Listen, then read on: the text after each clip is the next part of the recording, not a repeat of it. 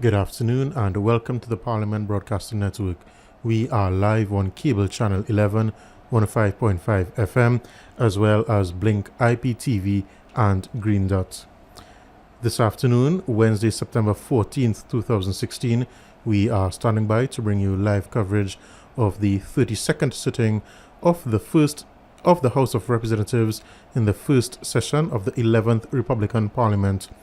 On the agenda for today's sitting, there are some 16 questions which qualify under Prime Minister questions, and there are 2 urgent questions. Also on the order paper for today, debate is expected to continue on the Information Exchange Agreement Bill 2016.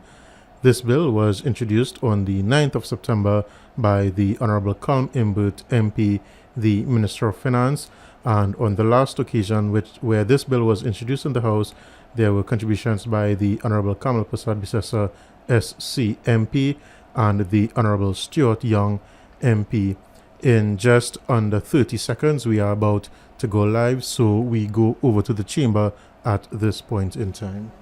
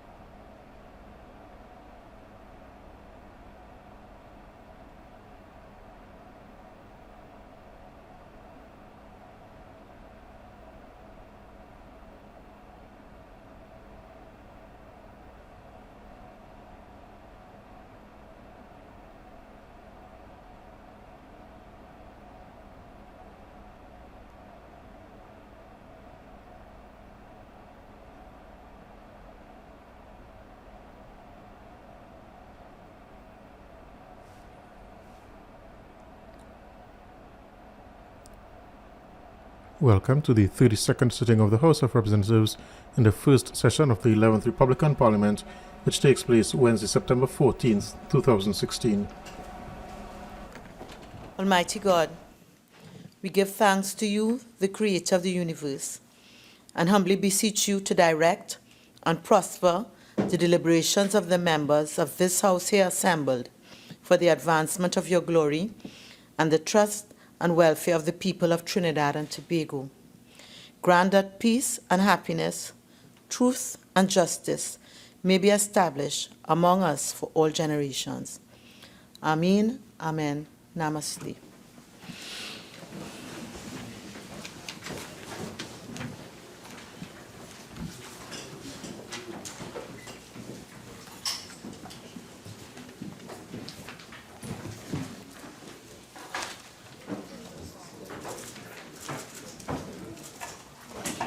Oath or affirmation.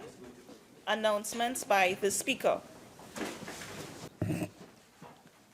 Honourable members, the Honourable Stuart Young MP, member for Port of Spain North, St. Anne's West, has requested leave of absence from the period Tuesday, September 13, 2016 to Friday, September 16, 2016.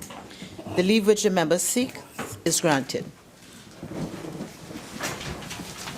Bills brought from the Senate. Petitions. Papers. Minister of Finance.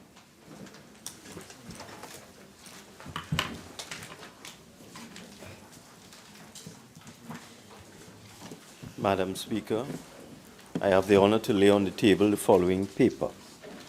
The report of the Central Bank of Trinidad and Tobago with respect to the progress of the proposals to restructure Colonial Life Insurance Company, British American, and Clico Investment Bank for the quarter ended June the 30th, 2016. I beg to move that paper number 1 be referred to the Public Accounts Committee. Honorable members, the question is that paper number 1 be referred to the Public Accounts Committee. All in favor say aye. Aye. Any against? The ayes have it. Prime Minister.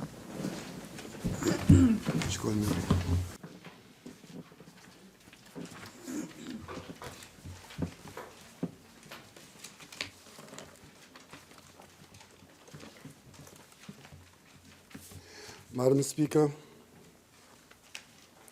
I have the honor to lay on the table the following paper.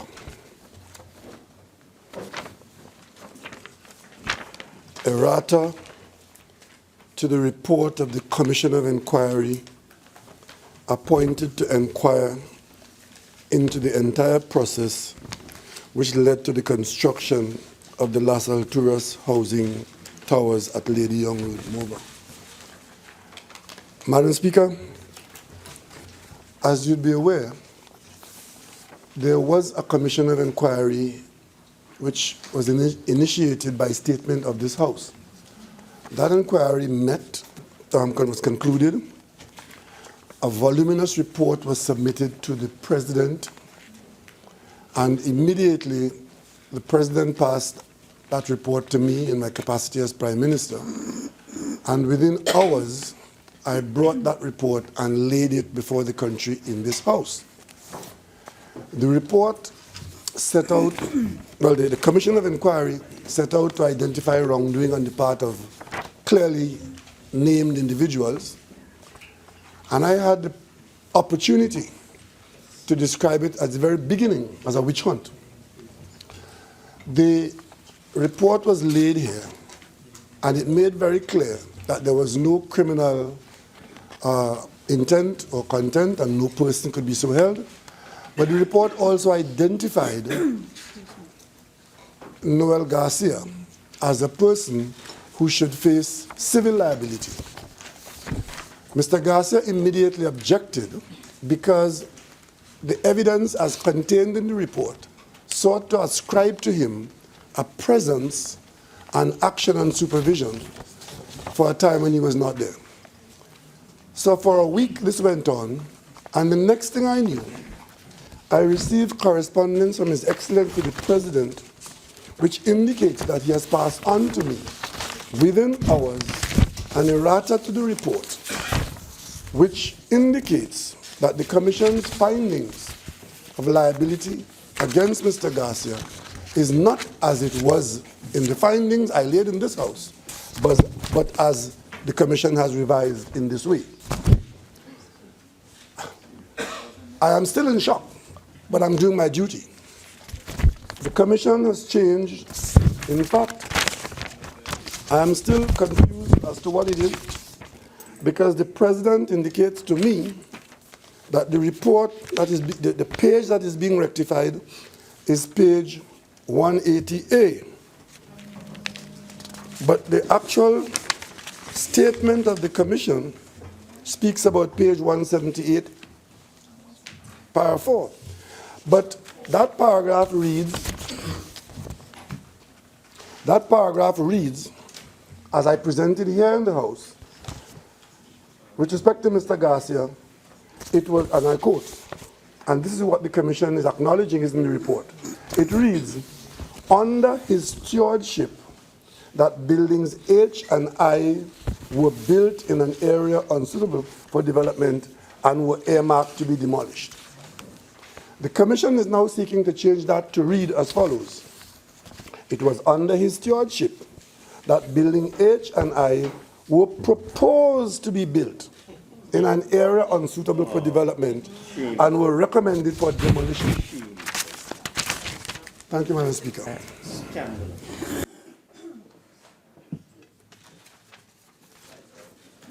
Reports from committees. Prime Minister's questions. Member for Naparima. Thank you. Thank you, Madam Speaker.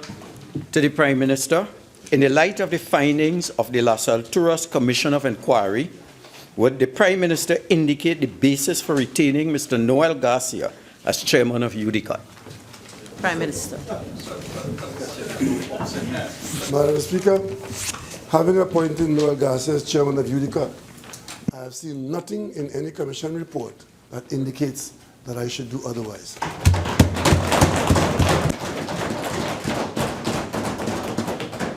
Member for Oropouche East. Thank you very, very much, Madam Speaker. Can the Prime Minister state whether the government intends to implement the recommendations of the report of the Commission of Inquiry appointed to inquire into the entire process which led to the construction of Las Alturas housing towers at Lady Young Gardens, Mova? Prime Minister.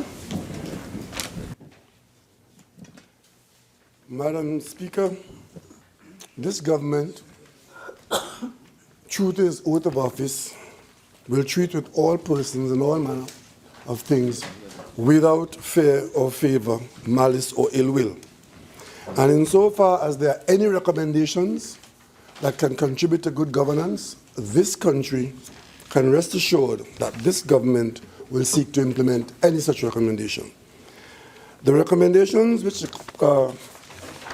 this government is pursuing is one that we had stood by from the very beginning, indicating that in this particular matter, where 9 buildings were built on a piece of land, 7 of which have no problem and are occupied, and 2 of which failed in 2012, a decision was taken that those 2 buildings, Building H and Building I, could not house people and therefore were not built as fit for purpose and were built under a contract design build where the contractor was liable to deliver buildings that were fit for purpose. That it was the duty of those in office from 2012 when a decision was made that the buildings had to be demolished. It was the duty of those in office to proceed to recover the taxpayers' money from the contractor which was liable. This government, the board appointed by this government, taking legal advice, got 2 sets of advice. First, whether they should proceed, whether it has already been statute barred. I understand that before we came into office, that advice was given that it was available to the government to proceed after the contractor to collect that money. I'm also advised that the Attorney General of the day told the HDC to hold your hand and don't proceed, and to seek a second opinion. Both legal opinions indicated that the government could move urgently to proceed. Your 2 minutes have expired. Thank you. Member for Oropouche East. Thank you very much. Madam Speaker, on a related matter, is the Prime Minister aware that the lands on Las Alturas, which those housing units were built, was sold to UDICOT for $2 million and then resold to the HDC for $30 million? What? What is that? Madam Speaker, this particular member of Oropouche seems to have a permanent difficulty with land and valuation, and I'm in no position to engage him on that this evening, except to say that the value of a piece of land will change depending on any improvements that may have been done to the land. And to the extent that I'm not a valuer and I'm not involved in that project, I have no more to say to him on it. Member for Oropouche East. Thank you very much, Madam Speaker. Would the Prime Minister agree that whether Mr. Garcia was there when it was built or when it was being proposed under his tenure, he still has liability? I would not allow that as a matter for opinion.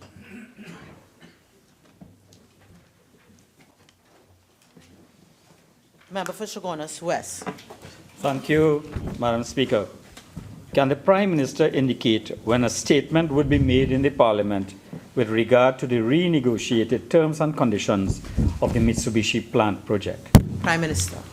Thank you very much, Madam Speaker. I thank the member for the question because I seem to recall that at an earlier time I did give this House the assurance that as soon as we've tied up all the loose ends, that statement will be made. We are just about able to do that. I expect that the Parliament will prorogue in a few days' time, and I want to give the member the assurance that very early in the new session, immediately upon coming back after the prorogation, we'll make a comprehensive statement on this matter. Member for Princess Town. Madam Speaker, through you to the Honourable Prime Minister, could the Prime Minister indicate whether any state concessions are being considered for the Sandals project in Tobago as part of the negotiations? And if so, could he list these concessions? Prime Minister. Madam Speaker, the member for Princess Tongue is a little bit previous on this matter. We have said very publicly where we are in these discussions. These discussions are in the discussion with respect to the possible construction of a hotel in Tobago with the Sandals brand label is in its embryonic stage, and we are nowhere near the point of talking about negotiations and concessions. However, it is anticipated that concessions will be required and that negotiations will take place. And I give you the assurance that the government of Trinidad and Tobago will negotiate and protect the public interest as we proceed to attract investment of this nature. Member for Couva South. Thank you, Madam Speaker. Could the Prime Minister advise whether a merger amongst the Strategic Services Agency, the National Operations Center, the National Security Training Agency, and the Security Intelligence Agency has been completed? And if so, what is the name of the new entity arising from the merger? Prime Minister. Madam Speaker, I would like to assist my colleagues, but it's very troubling and bothersome. Because, Madam Speaker, I think it was right in this very house that we had a lot of debate and toing and froing over the fact that this government had indicated that all of these limbs and arms under the SSA Act were merged and brought together. And the siloing of the SIA and the NIA and all of those things, we brought them here. And we have, in fact, infused these arms, the NOC and all of them, under the SSA. So we brought a very extensive thing here which had all the various, there might have been about 5 or 6 pieces. And I seem to recall that the members aggressively voted it down. Yes. It was passed by the government's majority.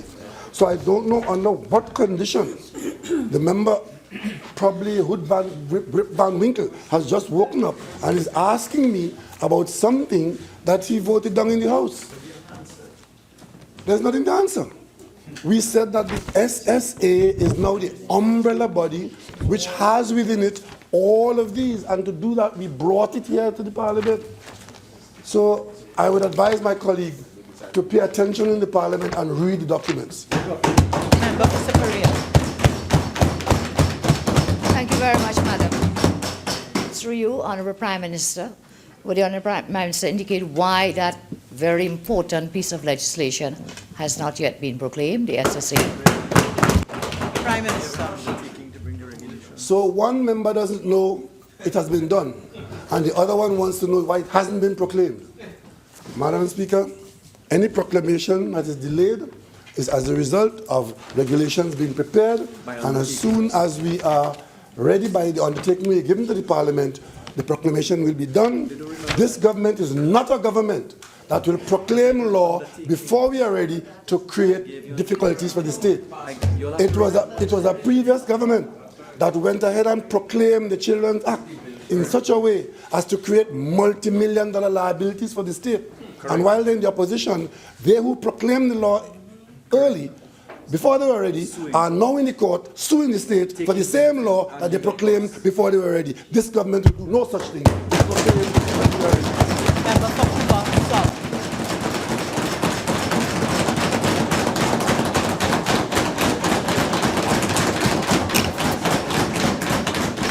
Member for Couva South. Thank you very much, Madam Speaker. Just to advise the Prime Minister that we are following what the government is doing as it relates to... Member for Couva South. What This is a question. The Prime Minister advise this Honourable House? What are the manpower requirements of the SSA?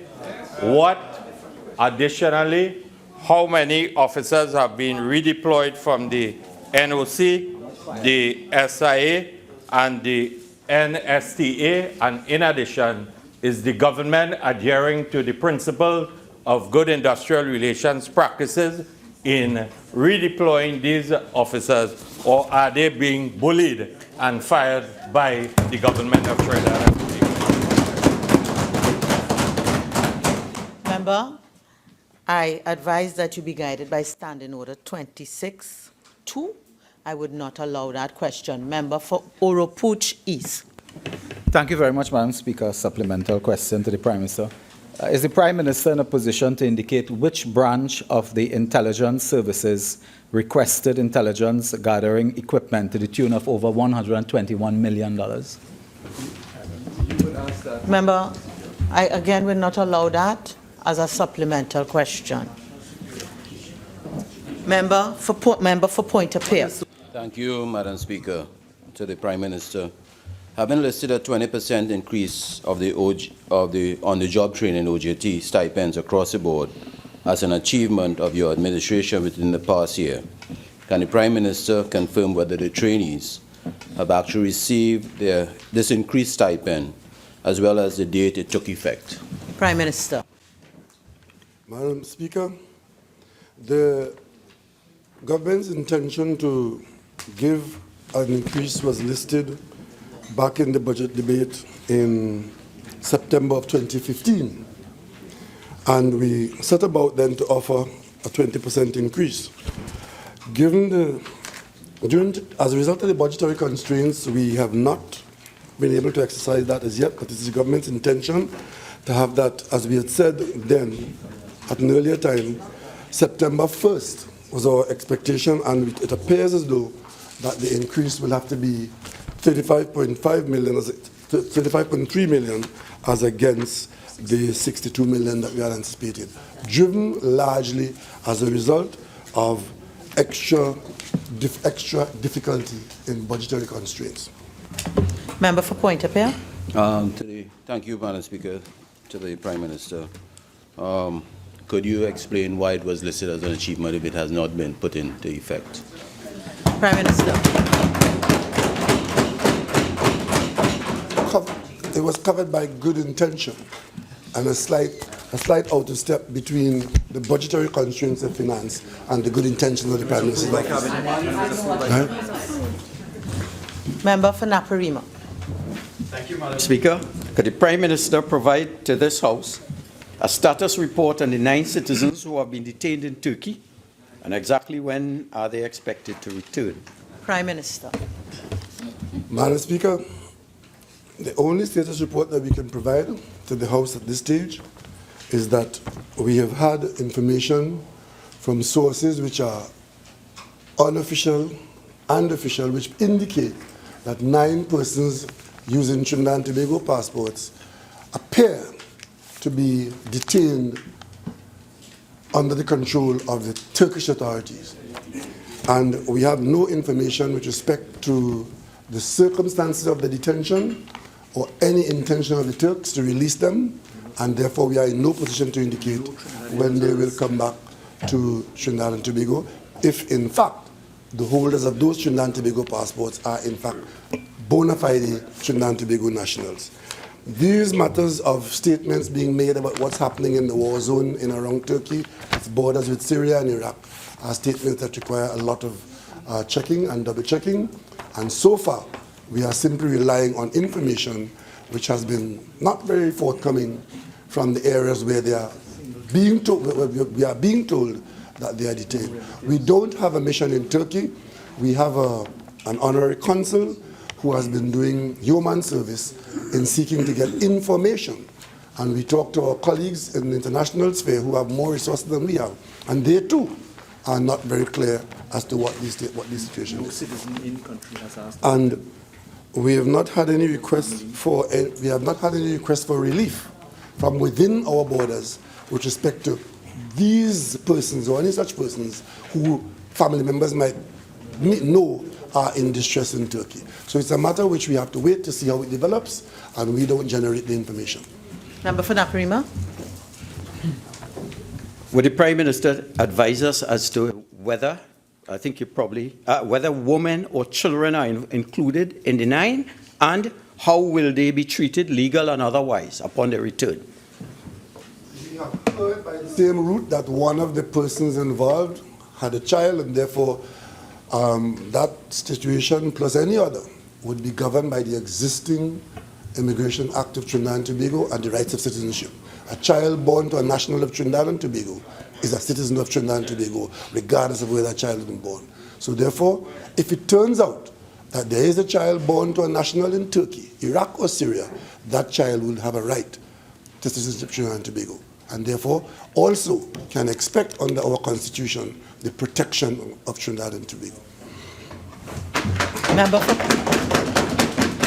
Member for Princestown.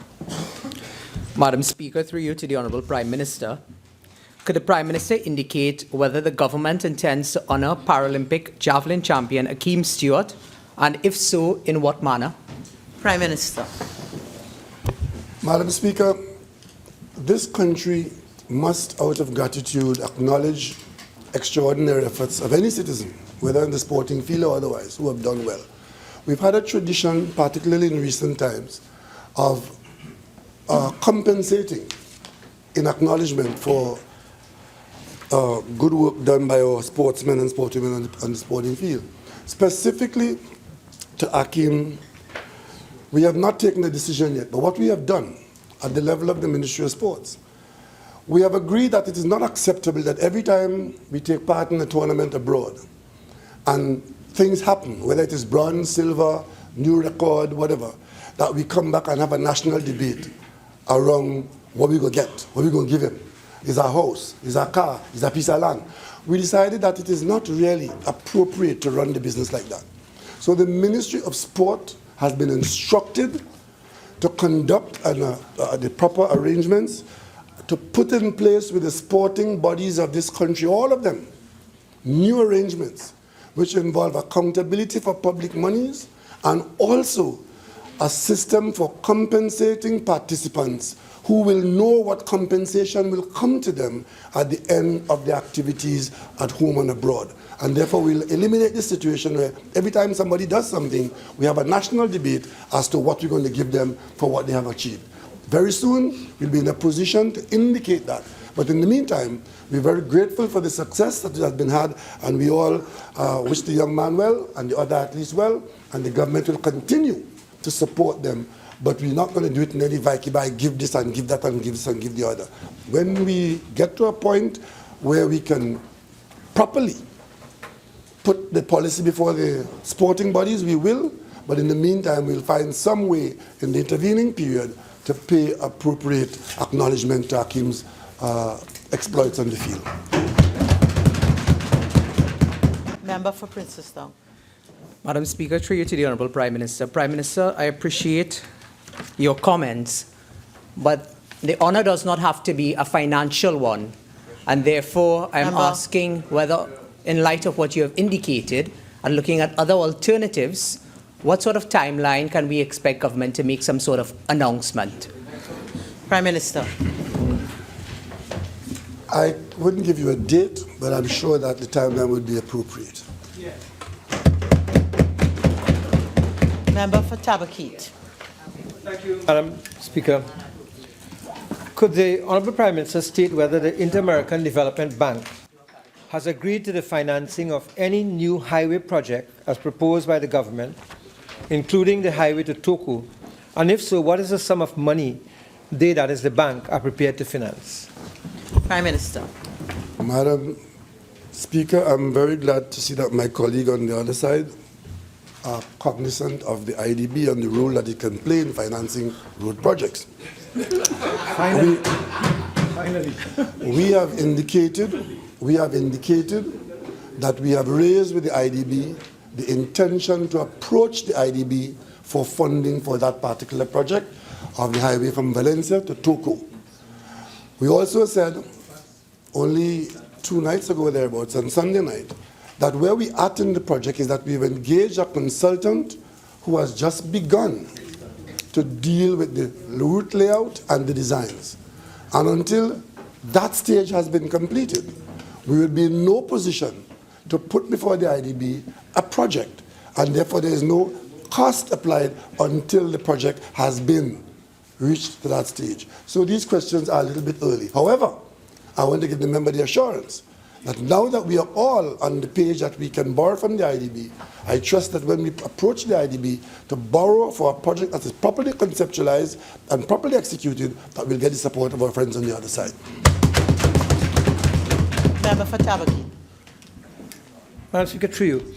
The advertisement on the newspaper indicated that you are looking for a consultant for design and construction. That is what the ad says. Is that correct, that you are looking for a contractor for design and construction, which means to say, has the IDB involved in any way in that? I can't speak to the advertisement because I'm not familiar with it at this stage, but I know that there's no IDB involvement in the project beyond what I've just said.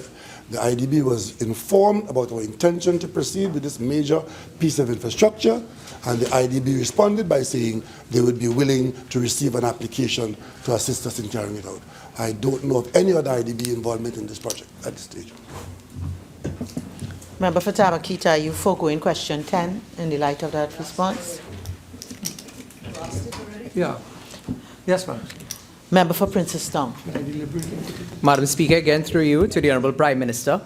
Could the Prime Minister state how many visitors were received at the recently held week-long Casabon exhibition, which was hosted under his patronage? Prime Minister. Approximately 2,000 persons have visited the exhibition, and we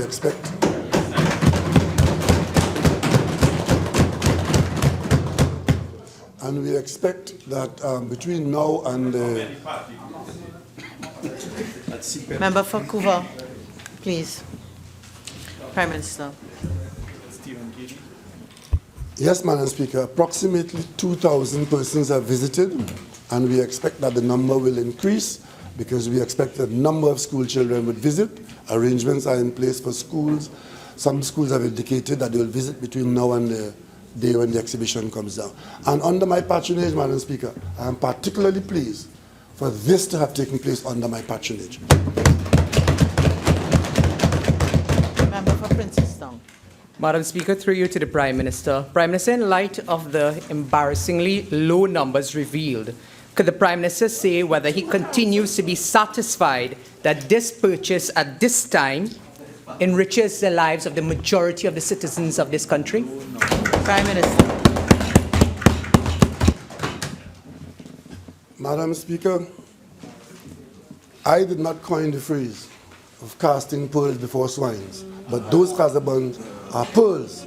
And if 2,000 persons came to see them, I don't see that as any low number. I think it's a higher number than ever. It was a higher number than ever came out to see the national treasures.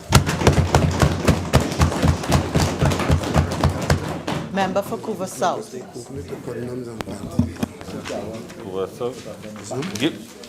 Given the recent reports of staff dissatisfaction over the lack of internet and other communication facilities at the Ministry of Education.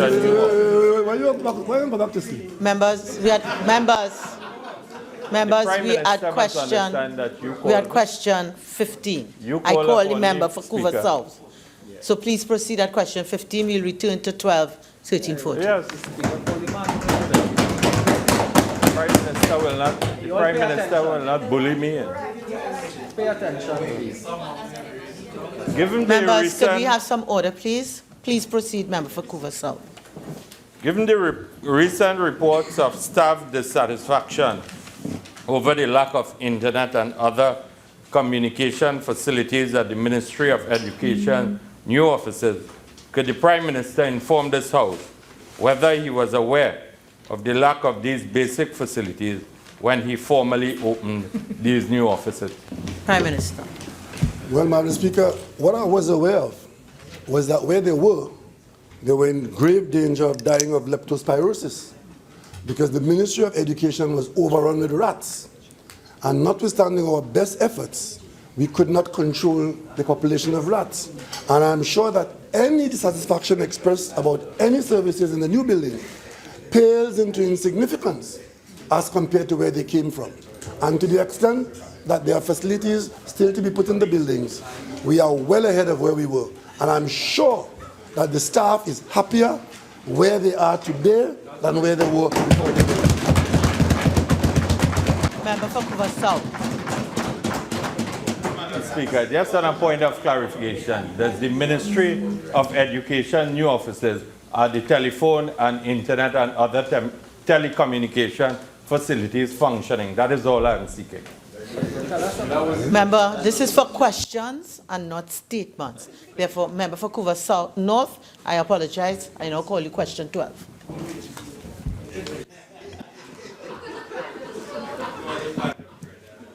Members. Could the Prime Minister state when will restoration works begin on the Red House and the estimated cost of this project? Prime Minister. Madam Speaker, this project, which now falls under the direct supervision of the Office of the Prime Minister, has been the subject of rigorous review, and UDCOT, having done the gestation works, have issued packages of work for the commencement of the real restoration of the Red House. Procurement is ongoing. The procurement process is ongoing for another 15 packages of work, and work is scheduled to begin on October 1st. And there's a work program that has us completing this project sometime in 2018. But I want to tell you, Madam Speaker, that when the government came into office, this project was at a place of on the verge of an award of a contract of $600 million for this project. This government did two things. One, we have removed from the project the construction of any brand new companion building for the Parliament, while we acknowledge that the Parliament needs more space than the Red House. And what we have done, we have moved the AG's office out of Cabildo Building, and Cabildo Building is to become the companion building to the Parliament. What that would have done, they're evicted into new buildings at the government campus. However, what that would do, it would prevent the requirement of any construction of a new building for the Parliament. What that has done, it has reduced the... Madam Speaker, why doesn't my friend from Siparia want to hear what I have to say? Member for Siparia, I'm sure if you wish to ask a supplemental, you'll be given the opportunity. Proceed, Prime Minister.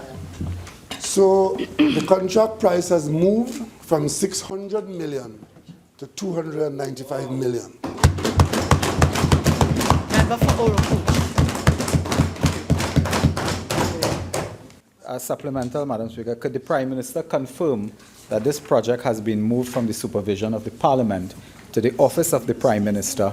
And could you further confirm whether or not UDCOT under Mr. Noel Garcia is now involved in this project as well? And allow the second part of the question. Yes, I can confirm that.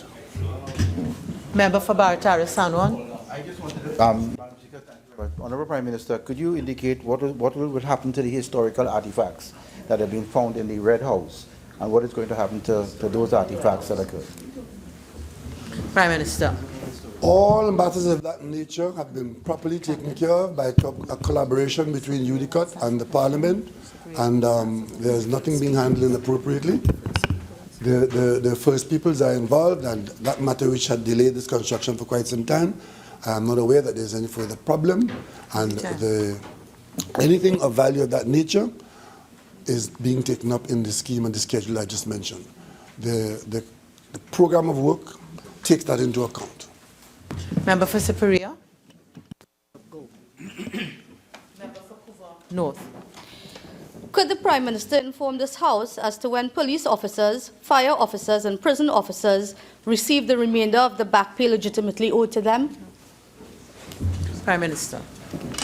Madam Speaker, back pay owed to these officers, as mentioned by my colleague from Couva North, was addressed on more than one occasion in this House as a liability owed by the government of Trinidad and Tobago based on contractual arrangements for the pay increase.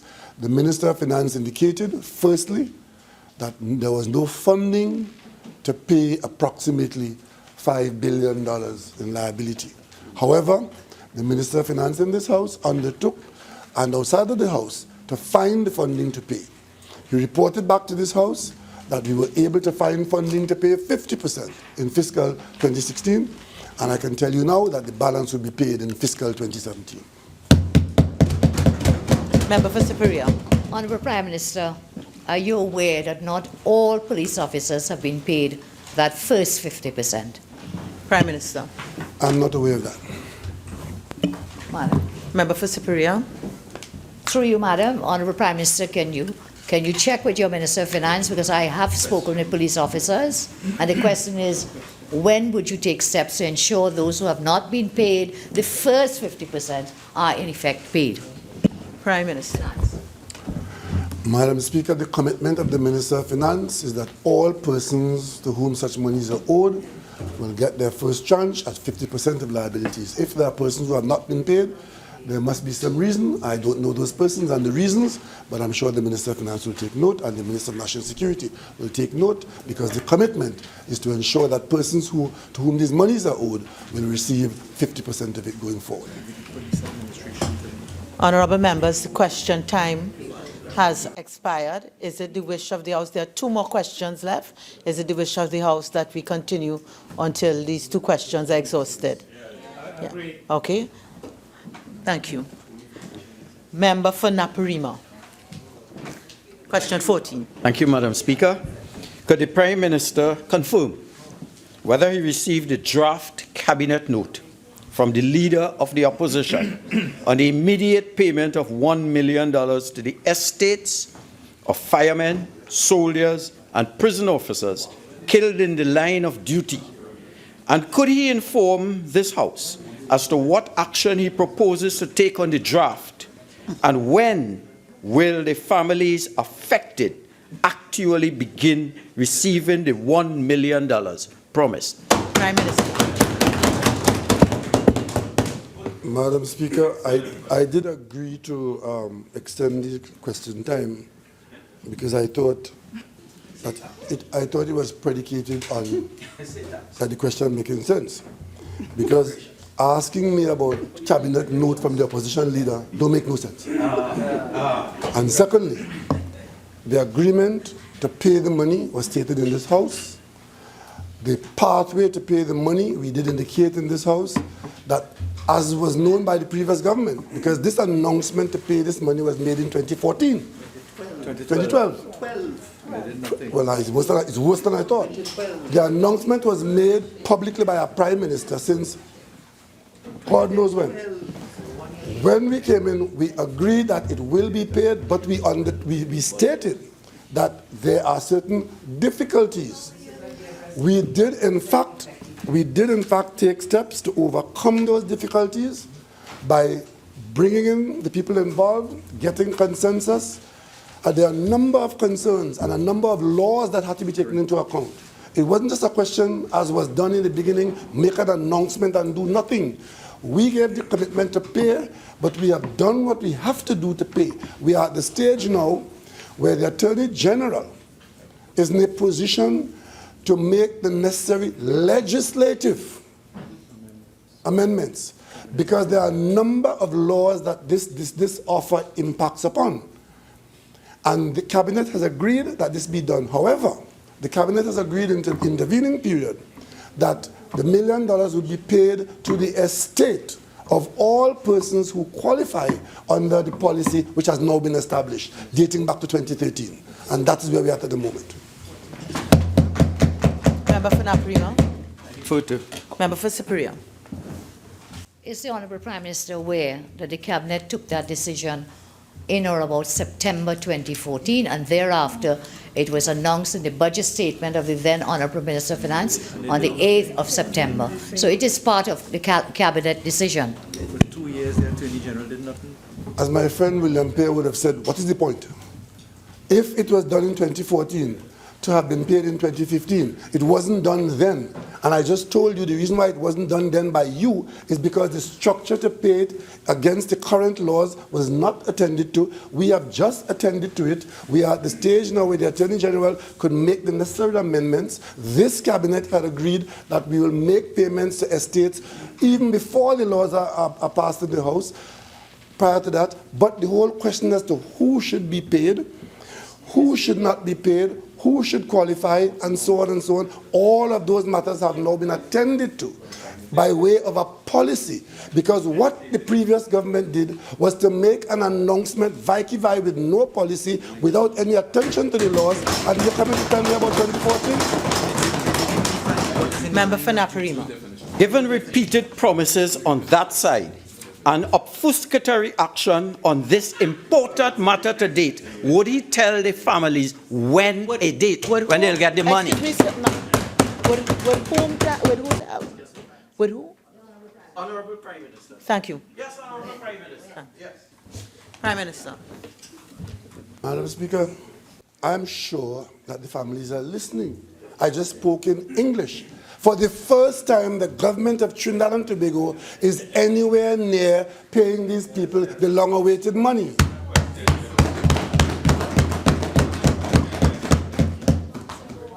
Member for Naparima. Minister, please, Honorable Prime Minister, please give the date, to give some time frame so they could have comfort. These are grieved families. Madam Speaker, the population of Trinidad and Tobago hearing this government giving this commitment, saying that we have done the work, we are about to pay monies into the accounts of the estates of the various persons, they take comfort in a PNM government statement.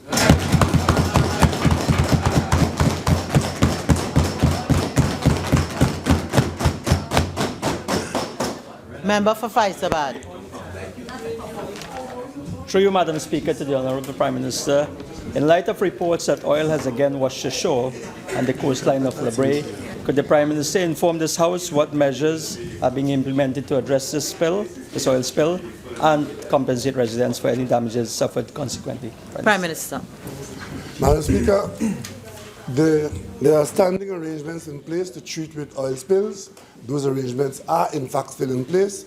The Ministry of Energy and Petrotrin have investigated this matter, and I am not in a position to say at this point in time that identification of the source of any separate oil spill has been made. However, in the event that the identification is done, then and compensation is due, then the process will take its course. In the meantime, the government has taken steps to provide assistance to persons who are harmed by these physical arrangements, because compensation only arises after liabilities have been determined, and therefore Petrotrin and the ministry's work is very vital in determining what goes on there, what has gone on there, and what is to happen with respect to compensation. Member for Superior. Thank you very much. Through you, Madam. Honourable Prime Minister, would you be able to tell us what steps are being taken to assist the Honourable Minister of Energy to find the lost 2013 report on the oil spill? I am not aware that any report is lost. Member for Princess Town, please be reminded of the standing orders.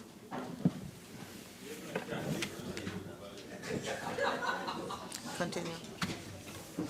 Questions. Member for Chaguanas West. Thank you, Madam Speaker.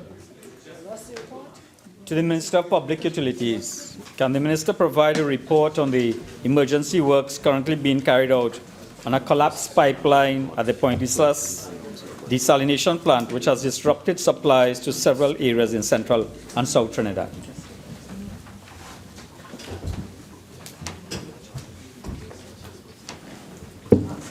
Madam Speaker, on Monday the 12th of September, DSALCOT advised WASA of a collapsed 48-diameter backwash pipeline which caused the Point Lisa desalination plant to go out of operation. The time of emergency repair was estimated 2 days, beginning on Monday the 12th of September.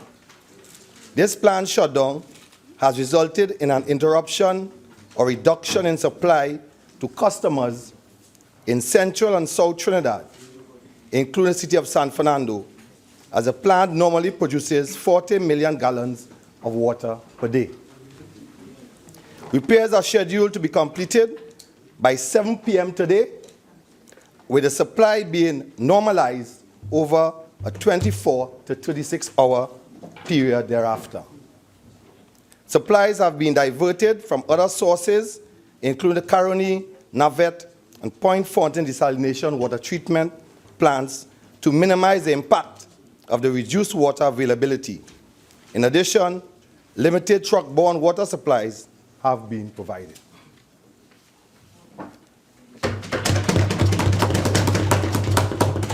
Member for Chaguanas West. Thank you, Madam Speaker. To the Minister of Public Utilities. Can the Minister explain why a decision was taken to reintroduce water restrictions in Tobago? Minister of Public Utilities. Water restrictions were reintroduced in Tobago as it became necessary in light of a lack of consistent rainfall required to replenish water sources following the harsh 2016 dry season. According to Meteorological Office, rainfall was as follows at 2 locations in Tobago. At Crown Point, for the month of June, the long-term average is 168.9 inches. Actual rainfall was 155.4. In July, average 185.9, actual rainfall 99.3. In August, 164.8, actual rainfall 94.7. In Hillsborough, June 244.0, actual 218.7. July 233.9, 94.0. In August 234.1, actual 124.7. Despite the declared start of the 2016 wet season in June, the situation continues to negatively impact production at several of the authority's key water treatment facilities on the island. For example, the Corlan Water Treatment Plant, which supplies Southwest Tobago, is currently producing 300,000 gallons of water per day, as compared to its capacity of 2 million gallons of water per day, which is only 15% of its capacity. The water restrictions will be effective midnight, Friday, September 16th, until further notice. Speaking time has expired. Member for Chaguanas West. Honourable Minister, have you had discussions with the Meteorological Department as to projections for rainfall in Tobago? Yes. The projections for rainfall for Tobago for this period is below average. Member for Caroni East. Yeah. Through you, Madam Speaker, to Honourable Minister. I heard you mention 240 plus inches of rainfall. Is that correct? Because that is equivalent to close to 20 feet of rainfall for a particular area. Member. Yeah. What is that correct? What you said, 240 plus inches of rainfall? Check it. Just say you'll check it For Crown Point or for Hillsborough? Different areas you spoke, you give different answers. I didn't give 200 how much? 40. No, I didn't give 240 for any of the areas mentioned. What you gave there?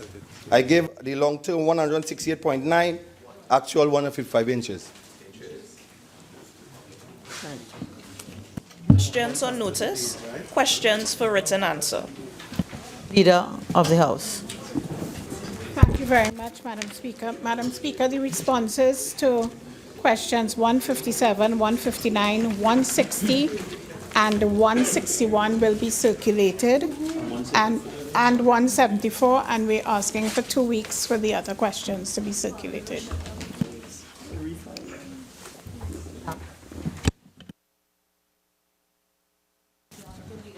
This is asking for 2 weeks, and we all know that Parliament stands to be prorogued on or before September 22nd. 2 weeks will take us outside of that time. And therefore, such an agreement cannot be made.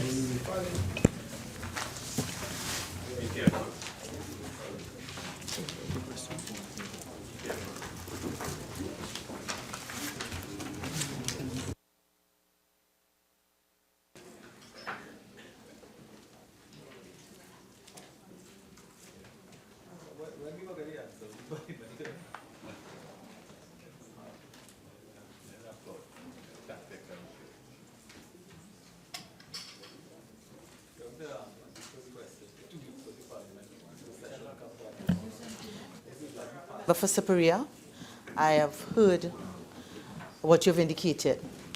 However, these questions are not questions that have stood over. They really qualified in the recess.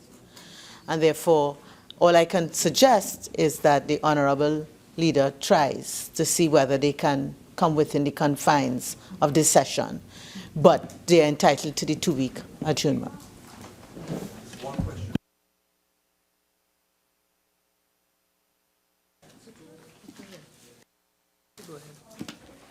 Request for leave to move the adjournment of the House on definite matters of urgent public importance. Statements by ministers. Minister of Finance. Thank you, Madam Speaker. Madam Speaker, I wish to announce that the 2017 budget will be read on Friday, the 30th of September 2016. Personal explanations. Introduction of bills. Motions relating to the business or sittings of the House and moved by a minister. Public business, government business, motions. Minister of Finance. Thank you very much, Madam Speaker. Madam Speaker, I beg to move the following motion in my name.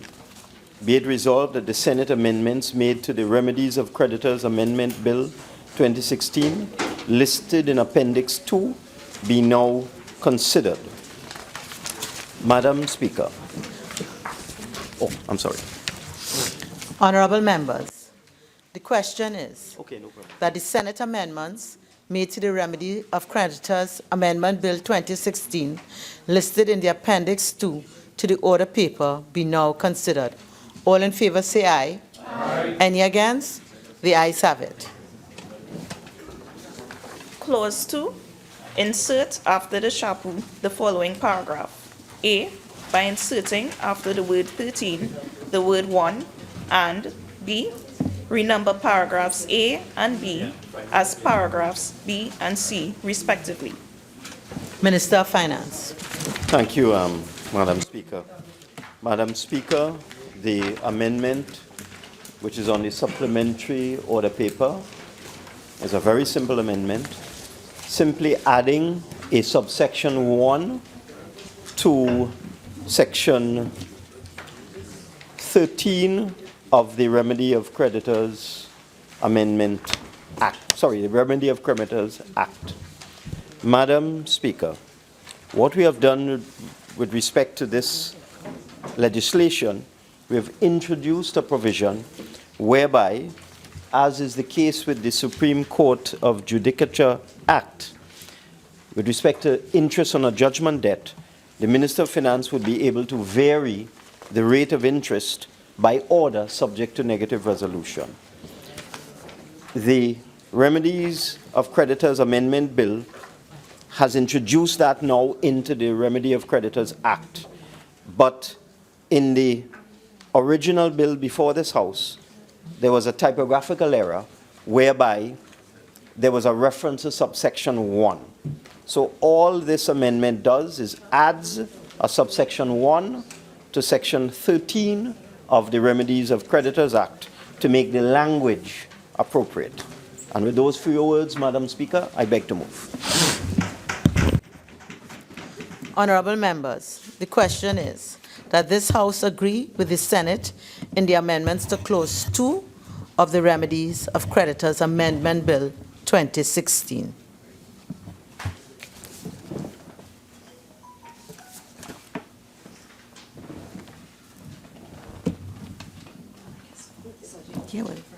Minister of Finance, I'm sorry. Thank you, Madam Speaker. Madam Speaker, there being no other contributions, and this is a very simple amendment, just a typo, I beg to move. Honorable members, the question is that this House agree with the Senate in the amendments to Clause 2 of the Remedies of Creditors Amendment Bill 2016. All in favor say aye. Aye. Any against? The ayes have it. Bill second reading. Honorable members, the debate on the second reading of the following bill, which was in progress when the House adjourned on Friday, September 9, 2016, will be resumed. A bill entitled An Act to Repeal the Tax Information Exchange Agreements Act and replace it with a new Tax Information Exchange Agreements Act, which would make provision for the implementation of agreements between Trinidad and Tobago and other states, providing for the exchange of information for the purposes of taxation, to validate the sharing of personal information held by the Board of Inland Revenue or financial institutions, and for related purposes. Member for Caroni Central.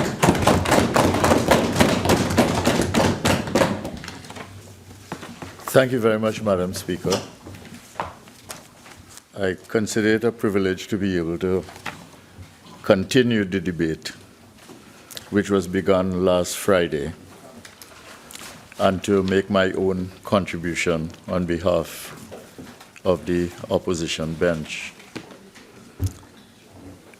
We have no indication in the Parliament, but we have heard from the Minister of Finance that the government has agreed with the proposal of the Leader of the Opposition, carried through in discussions with members on the other side, that they will take this matter to a joint select committee. Up to today, the Parliament would not know if that is true unless it is actually done here. But I want to take the government at its word and its commitment given in the public domain and proceed on that basis. I want to say that the position of the Leader of the Opposition, that we go to a joint select committee, was not a position taken lightly or simply because of the issues that arose in this bill. If you look at our manifesto of 2015, you will see that there is a clear commitment given in the manifesto in the section on the first 100 days that all complex bills and bills of a contentious nature would go, if we became the government, to the Joint Select Committee in order to ensure that such bills which required contentiousness to be resolved or which required a special majority could be hammered out between government, independents, and opposition in the Parliament of the country. So the proposal for a joint select committee was very real, and it is a very important aspect of the governance process as it pertains to governance in Parliament.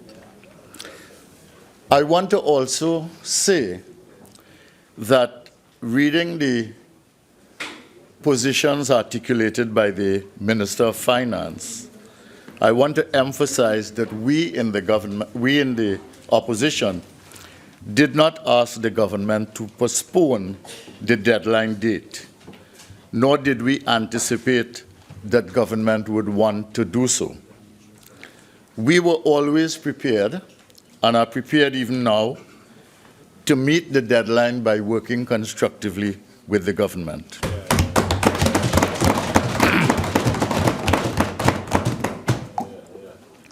And therefore, against this background, though, I want to say that the world is changing every day, and we are aware of that, and I'm sure the government is aware of it. So, for instance, the issue of correspondent banking relationships, which are at the heart of issue in this particular piece of legislation is something that has already been overtaken by the realities of financial life in the global system, so that correspondent banking relationships are today being broken by big banks in the world, with several small banks across the world, and with banks in countries peripheral to the global financial system, including in the Caribbean. And this notwithstanding the legislation to which this particular piece of legislation responds, which is the FATCA legislation in the United States.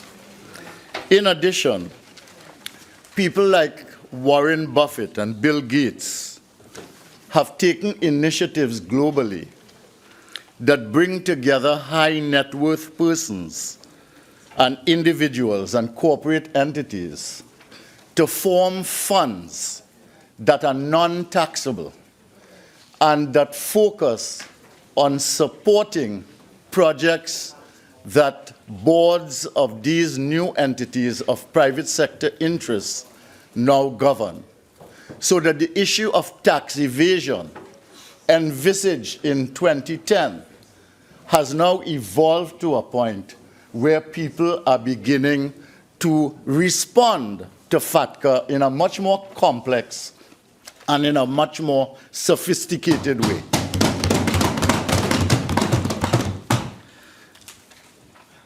I also want to make the point in this changing world that the Caribbean region still finds itself peripheral to any decisions that are made at the level of the G8 or the G20 on financial matters.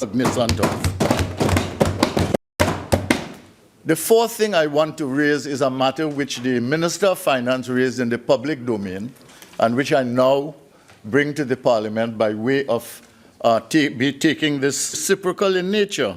Is meant to, and we have no problem with reciprocity. It is in fact reciprocity, an acknowledgement of our sovereignty. But we do have concerns about the application of executive power under the law. Now, this also, I want to say, has to be taken in context. It cannot be taken simply in the context of this particular bill on tax information exchange. It has to be taken which bills brought before this Honorable House, such as the SSA bill, the appointment of the Commissioner of Police bill, the bail bill and the anti-gang bill, which were brought here together in a particular form. All of these bills had to do with the extension of executive powers.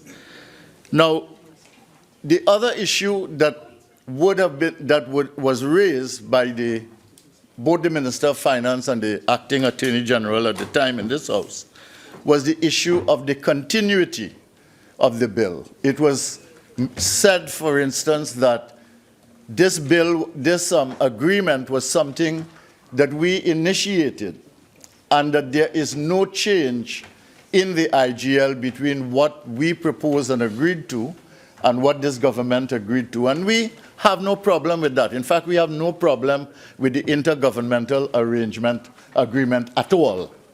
The problem that we have is really in the bill. But if we take this argument of continuity, we need to again assess what is the meaning and the implications for us, because again, the government blows hot and cold on these issues. There was strong on continuity, for instance, with the bail bill, although there was a sunset clause in it, and argued very strenuously that we should support on that basis. Here again, they come with the idea of continuity, that we were in government before, we agreed on the IGL, it is no different now, and we should proceed, ignoring our main argument, which is that we are not opposed to the IGL, but opposed to specific measures in the bill itself. Because this is an entirely new law, which, as we will see, breaches other laws in the country, not to mention the Constitution itself. And we do subscribe to the principle of continuity of government. We think that is essential for a parliamentary democracy to flourish, this concept of continuity. And we believe in constitutional government. And we feel that there should be respect for constitutional government.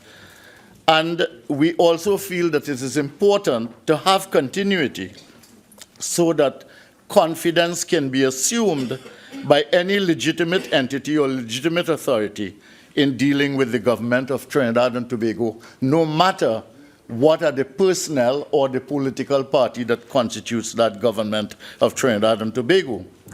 But again, we see the issue of continuity of government, the principle selectively applied. Why was the issue of continuity of government, for instance, not applied in the matter of the Mitsubishi Mashi NGC agreement, for instance? Why is it not being applied in the agreement with the cane farmers? Why is it being questioned in the context of selected leases in Chagaramas? And these are just a few that immediately come to mind.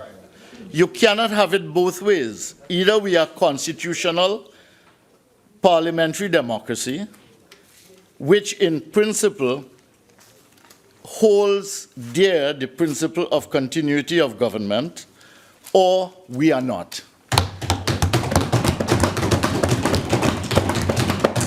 So I want to move beyond this to say that the opposition is not asking for the deadline of September 30th, 2016 to be extended. We give the government the commitment to work with them to complete this by September 21st, but that if that agenda was too tight for the government to work in the 8-day window between the 22nd and the 30th to make sure that we met the necessary deadline. Our commitment, which remains, is to complete within the deadline through a joint select committee process. Now, we do not on this side have 1 million amendments. We have many questions. We want clarity on certain issues, and we have amendments having to do with executive overreach, appeal and/or review options available for the aggrieved if there is a sense of justice not being done, and we have concerns about parliamentary oversight. But there is need for clarity on other issues to could the members whose device has gone on please leave the chamber? Thank you. Continue. Thank you very much, Madam Speaker. I repeat that we want clarifications on some issues. We have amendments having to do with executive overreach, appeal and/or review options for the aggrieved, and parliamentary oversight. But there is need for clarity on other issues to inform the amendments that we wish to propose. For instance, if we do not get clarity, for instance, on the role of Trinidad and Tobago citizens who are residents, on the role of Trinidad and Tobago citizens who are also U.S. citizens, on the implications for Trinidad and Tobago citizens who may have account abroad, then we cannot properly address the issue of the amendments in the areas that we seek. Now, I want to say something. I've seen the Bankers Association issue some statements. I've heard the Chamber issue some statements. But I want to say this. If the banking sector and the private sector are angry that the deadline has not been met, I can understand it. And if they are angry with the government about this, I can understand it. But if they are angry with the opposition, well, I do not understand it.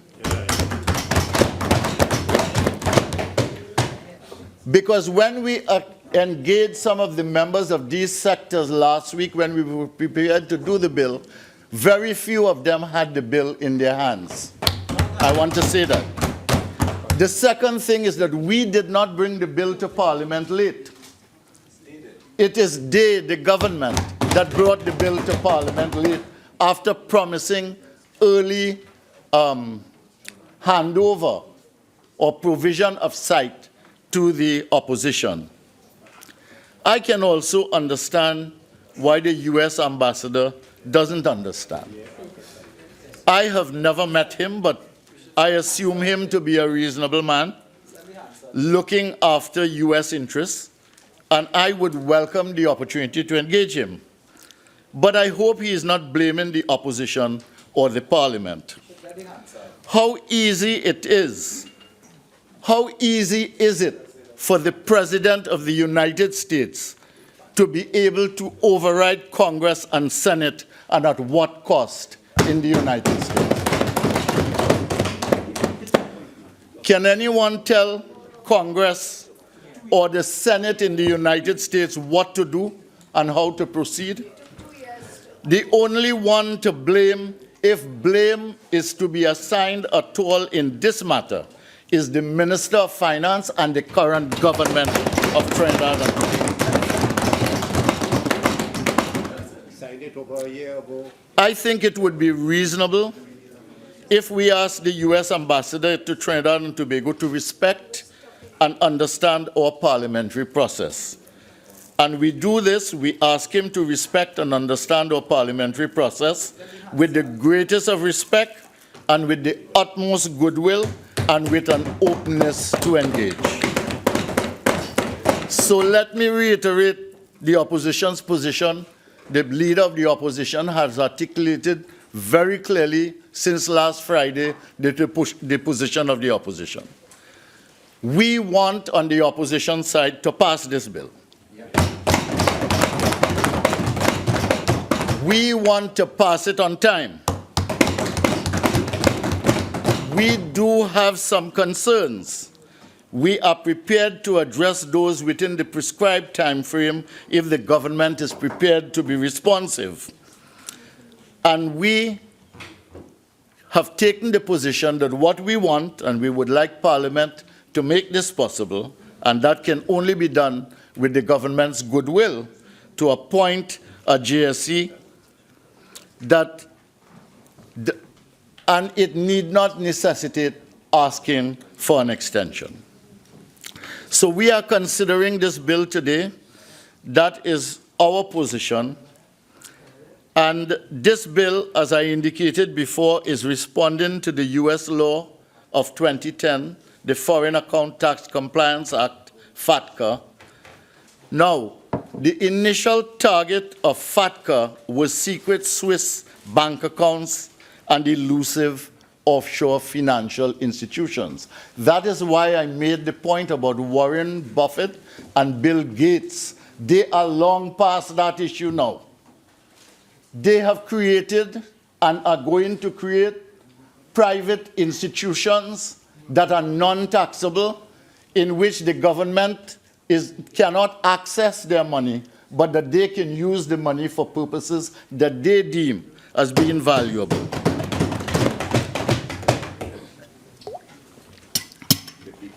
The original intent of the law, FATCA, was tax evasion by US citizens and corporations. But who or what are affected by these laws? FATCA I'm talking about. First of all, US individual taxpayers, global financial institutions, that is institutions around the world, including our own banks, and governments are affected and covered by FATCA. The FATCA law is far-reaching. The bill before this House, as the leader of the opposition mentioned before, is a very bulky bill. I will not go into the details. But in my documents, I got a bill plus 124 pages in total. And there were no regulations with them, and I have no idea if there are going to be further regulations. The bill seems to suggest that further regulations and amendments to regulations will be possible. And it does not make reference at all to coming to Parliament either for negative or positive resolution. Now, the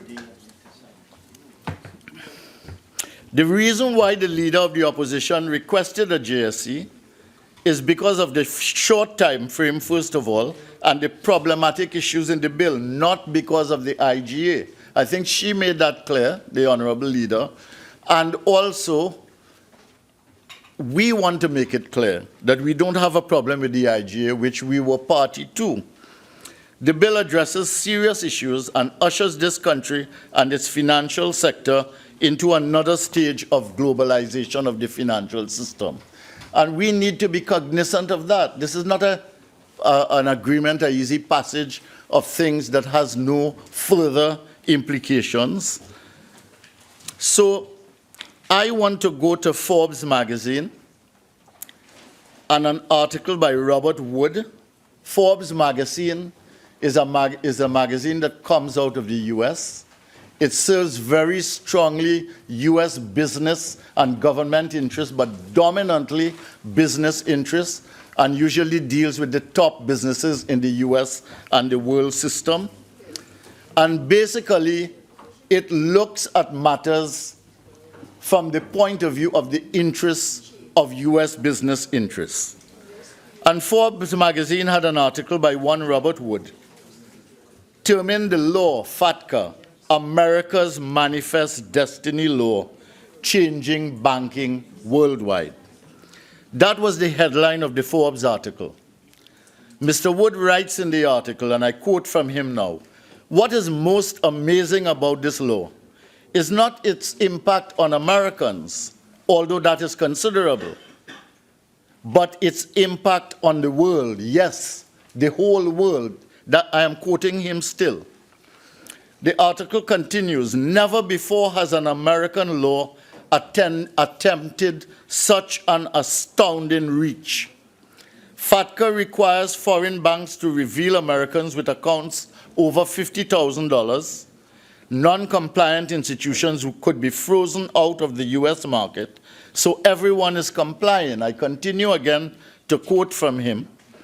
"Everyone around the world is complying. More than 80 nations, including virtually everyone that matters, have agreed to the law. So far, over 77,000 financial institutions have signed on. Countries must throw their agreement behind the law or face dire repercussions. Even tax havens have joined up. The IRS has a searchable list of financial institutions. Even Russia and China agreed to FATCA." Mr. Wood continues. Mr. Wood continues again, and I'm reading directly from him from Forbes magazine. "FATCA is America's big stick. Cleverly factors 30% tax and exclusion from US markets would be so catastrophic that everyone has opted to comply. Foreign financial institutions must withhold a 30% tax if the recipient isn't providing information about US account holders. The choice is simple, and that's why everyone is complying. I would think," this is me now talking, "I would think that Trinidad and Tobago would want to consider why nations would sign on and why 100,000 institutions worldwide would want inclusion, and over 100,000 have now, over 100,000 institutions and over 100 countries have signed on now. But these things have to be considered meaningfully. We certainly do not want to be left out, but we also clearly want to know what we are getting into. Canadians recently filed a suit to block FATCA and prohibit the forwarding of US names to the IRS. The suit claims that the intergovernmental agreements under which Canada can turn over private bank account information is illegal. The legal claim challenges the constitutionality of the agreement, which the Canadian government struck with the US. This bill before us has all the big stick provisions and violates Section 4 and 5 of our Constitution. Parliament can override the Constitution, of course. It is provided for in our system. But matters like these need to be considered seriously. Although Parliament actually legislates a constitution into being after due process, it must not simply override the Constitution without due and deliberate consideration. This bill, therefore, is not a matter the government can just drop on us and expect us to support the bill without careful scrutiny. We note the government's authoritarian methodology of calling on the banking sector and the business sector to lobby the opposition, but the government has not asked the banks or the private sector what are their views. In fact, many business leaders have not seen the bill. I don't know if they got it now, but certainly last week they did not have it. And they do not know what is in the bill. The opposition has the right, I think, in the face of government insensitivity and, in my view, arrogance, to ask these citizens what they think. Hopefully, the more measured Joint Select Committee approach, and hopefully what the government says in the public they will do, will allow for this, whether they do it in the time frame prescribed or whether they do it later as they are postulating to do. This bill does not, in my view, affect only U.S. citizens because it is a reciprocal bill. The government would have to explain to us in Joint Select Committee how this bill affects citizens with dual citizenship. This bill does not only affect U.S. citizens with bank accounts here. It does, in my view, affect citizens of Trinidad and Tobago, and the Minister of Finance, in my view, that may be his interpretation, and it may be legitimate in his understanding, but the Minister of Finance cannot tell me that this does not affect Trinidad and Tobago citizens. And he cannot also tell me that I am confused, which is what he said in the newspapers, that we are confused. It affects citizens of Trinidad and Tobago who are U.S. residents. Some of these live in the U.S., and some of these live here and go back and forth. They do so frequently between Trinidad and Tobago and the USA. Some citizens are also residents of Canada or dual citizens with Canadian citizenship. After all, this is the 21st century, and we have to take the complexities of life into account. This bill also affects TT citizens who have accounts in a United States bank or in financial institutions abroad. And these citizens must understand what this law implies because it's going to affect them.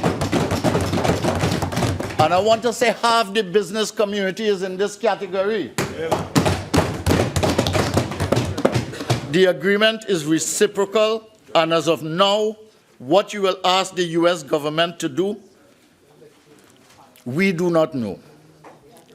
We don't know who will do the asking, given what is in this bill, because the minister has the power to appoint someone outside of the agency assigned for this purpose.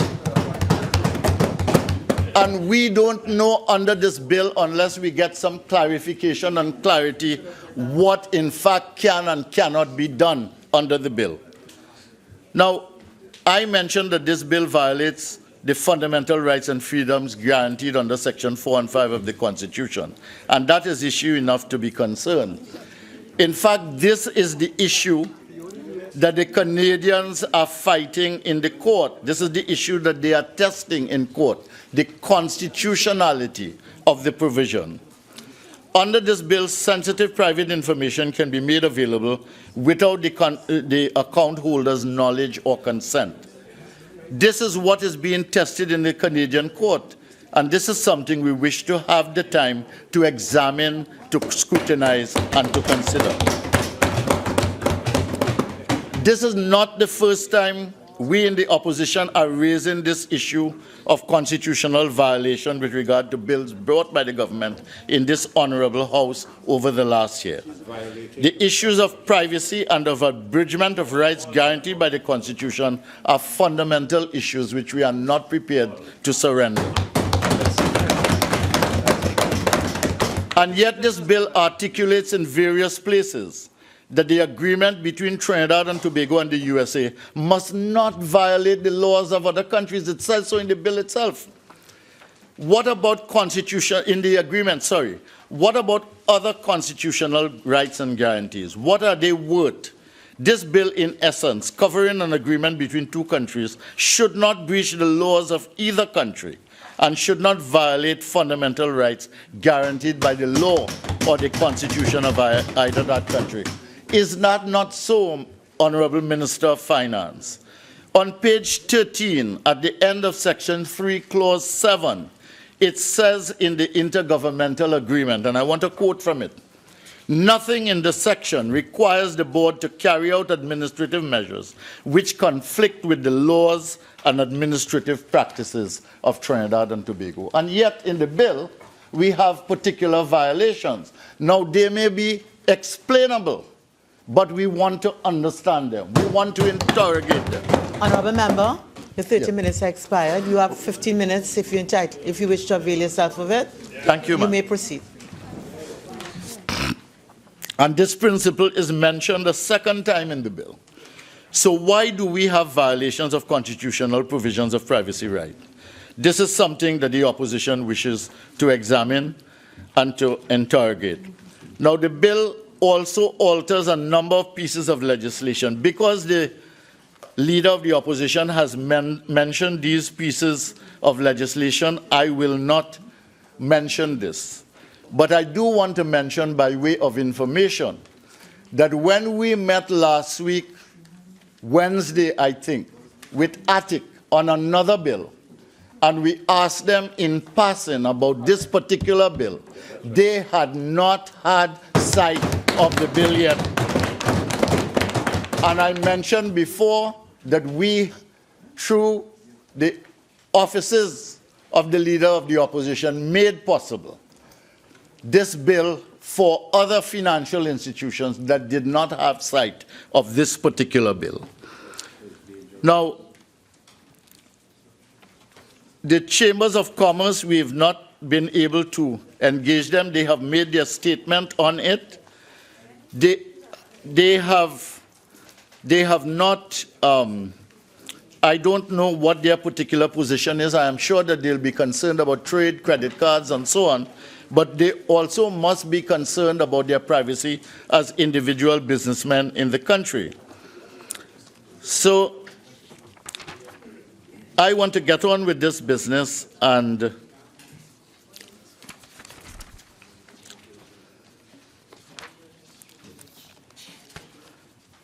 so I want to reinforce the point that many people, including the opposition, did not have sight of the bill, and that we, in fact, had come into a situation we could not properly engage the bill seriously.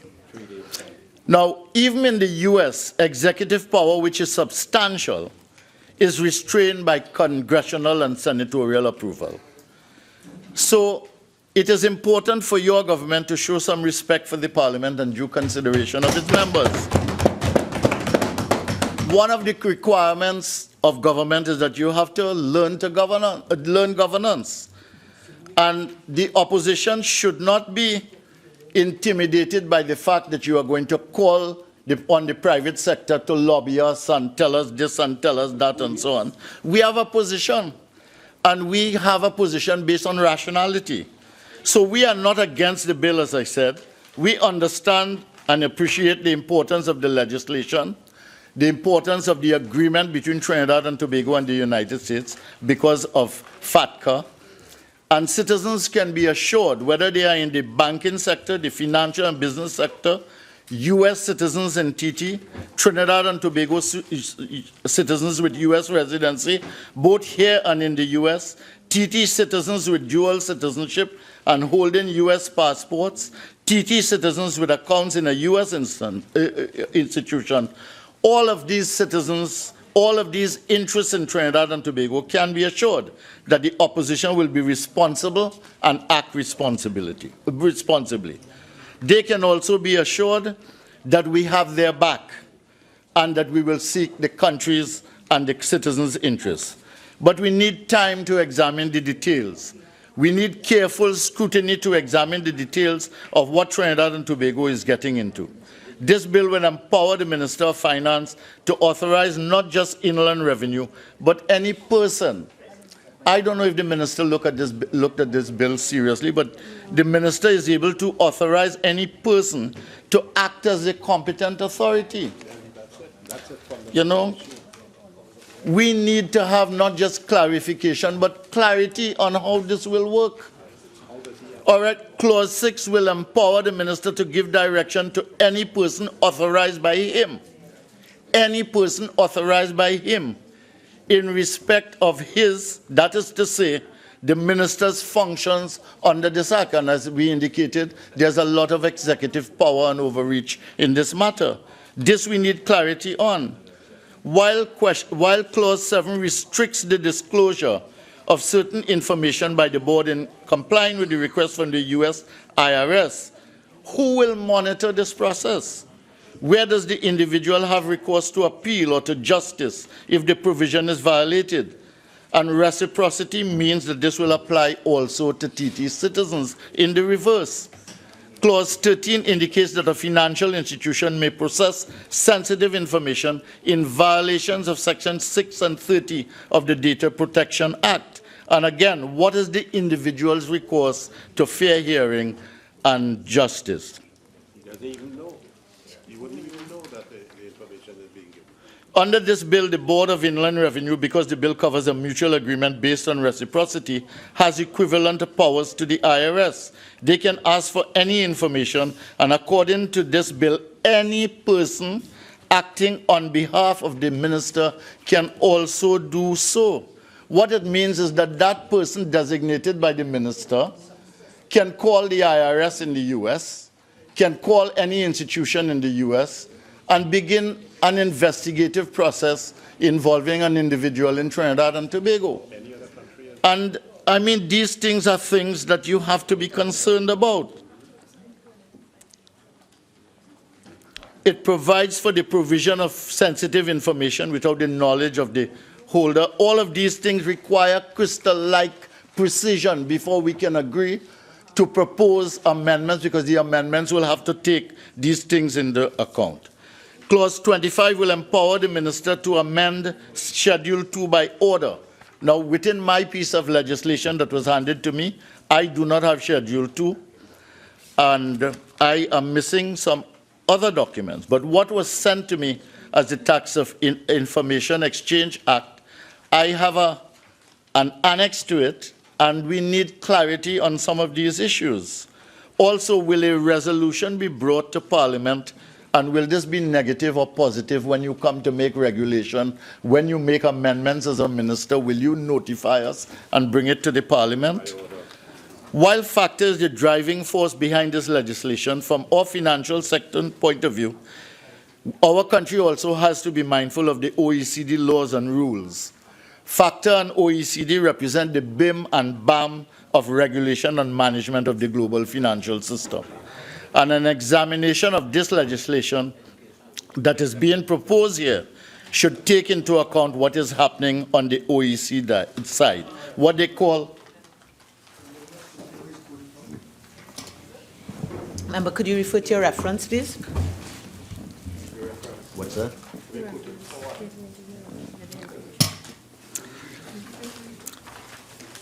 These are my views based on readings of what applies globally financially. You want me to give you a reference to it?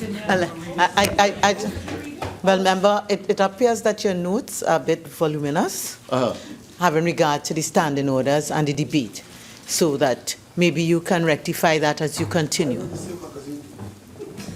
No, is the Honorable Prime Minister accusing me of reading? Is that his problem?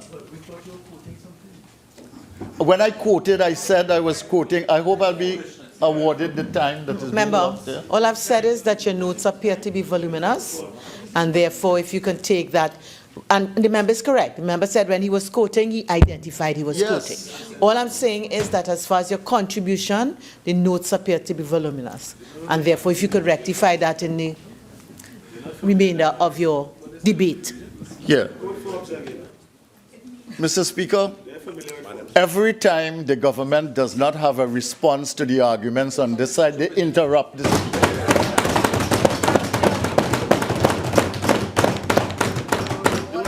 It is classic gangster and terrorist tactics in a parliament.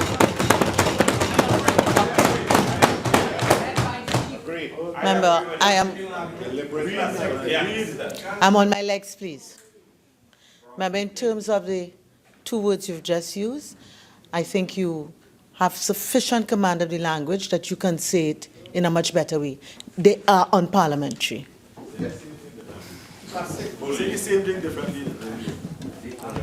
Mr. Speaker, I don't think that the words,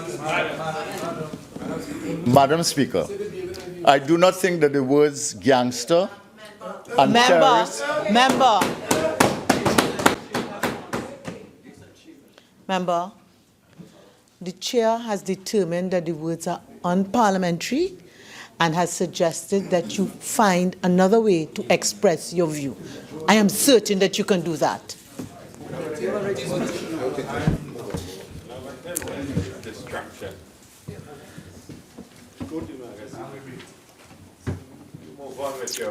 Mr. Speaker, Madam Speaker, we want to be compliant with the other countries and the other institutions as a country, and we want to operate like other sound countries in the Caribbean, including our neighbors, Barbados, Jamaica, etc. We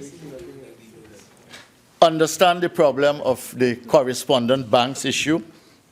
We want to make life easier for all TT citizens operating in the global system.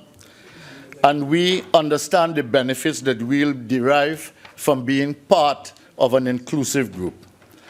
We also want to bring greater transparency to our own banking sector and to contribute to greater transparency worldwide.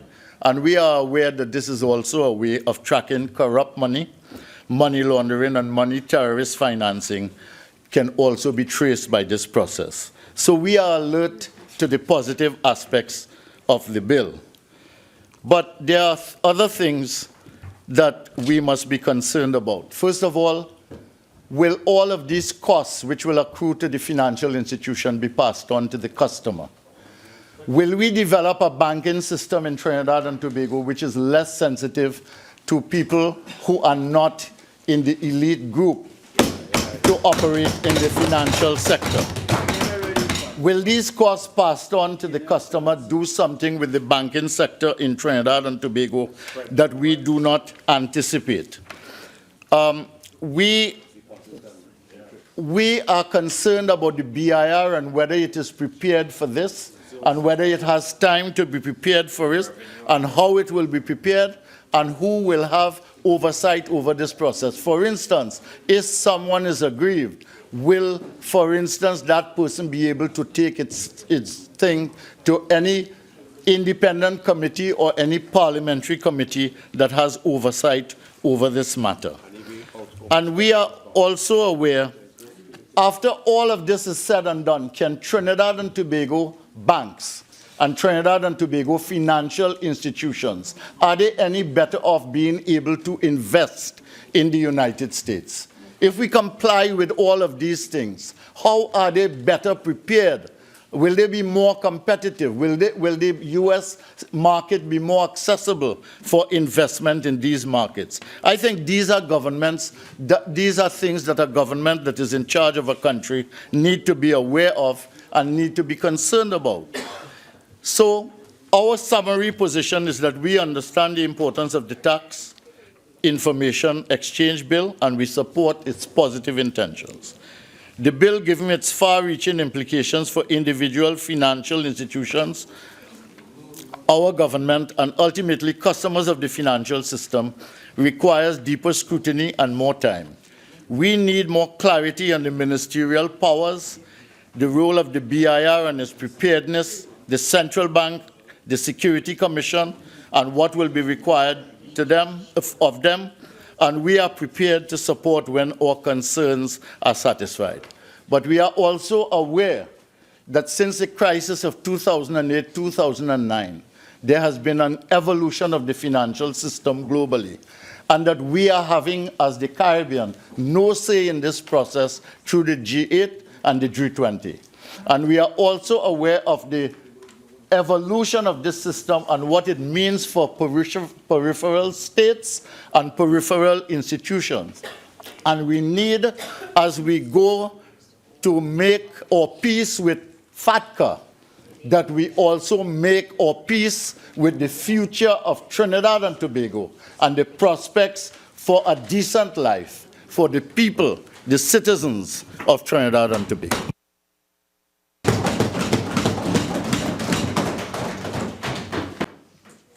Attorney General. Speaker. Madam Speaker, I rise to join in contribution to this debate. I heard my learned friend say, don't forget to say proportional in this debate. And he's right. There must be proportionality always. After all, it's 3/5 majority legislation we're speaking about. Madam Speaker, I have to tell you that I am absolutely and completely flabbergasted and astounded at the contribution given by the member for Caroni Central. And I want to say why, Madam Speaker. Let me repeat some of what my learned colleague had to say so that I can answer. He says, will the US market become more accessible? He said, are costs to be passed on? Is there to be an indigenous banking industry in Trinidad and Tobago? He asked, after he said that Canada had taken up a legal fight against the United States of America, he said that there's been a lack of deliberation here, and then he listed a whole series of countries that have taken on the United States of America effectively over the IGA, the Intergovernmental Agreement, on this issue. Quite interesting. More time required. We need to consider the position more. Quite interesting. Let's go back to brass tacks. The facts on the table before the country, through you, Madam Speaker, show that in 2010, the United States of America passed its FATCA legislation.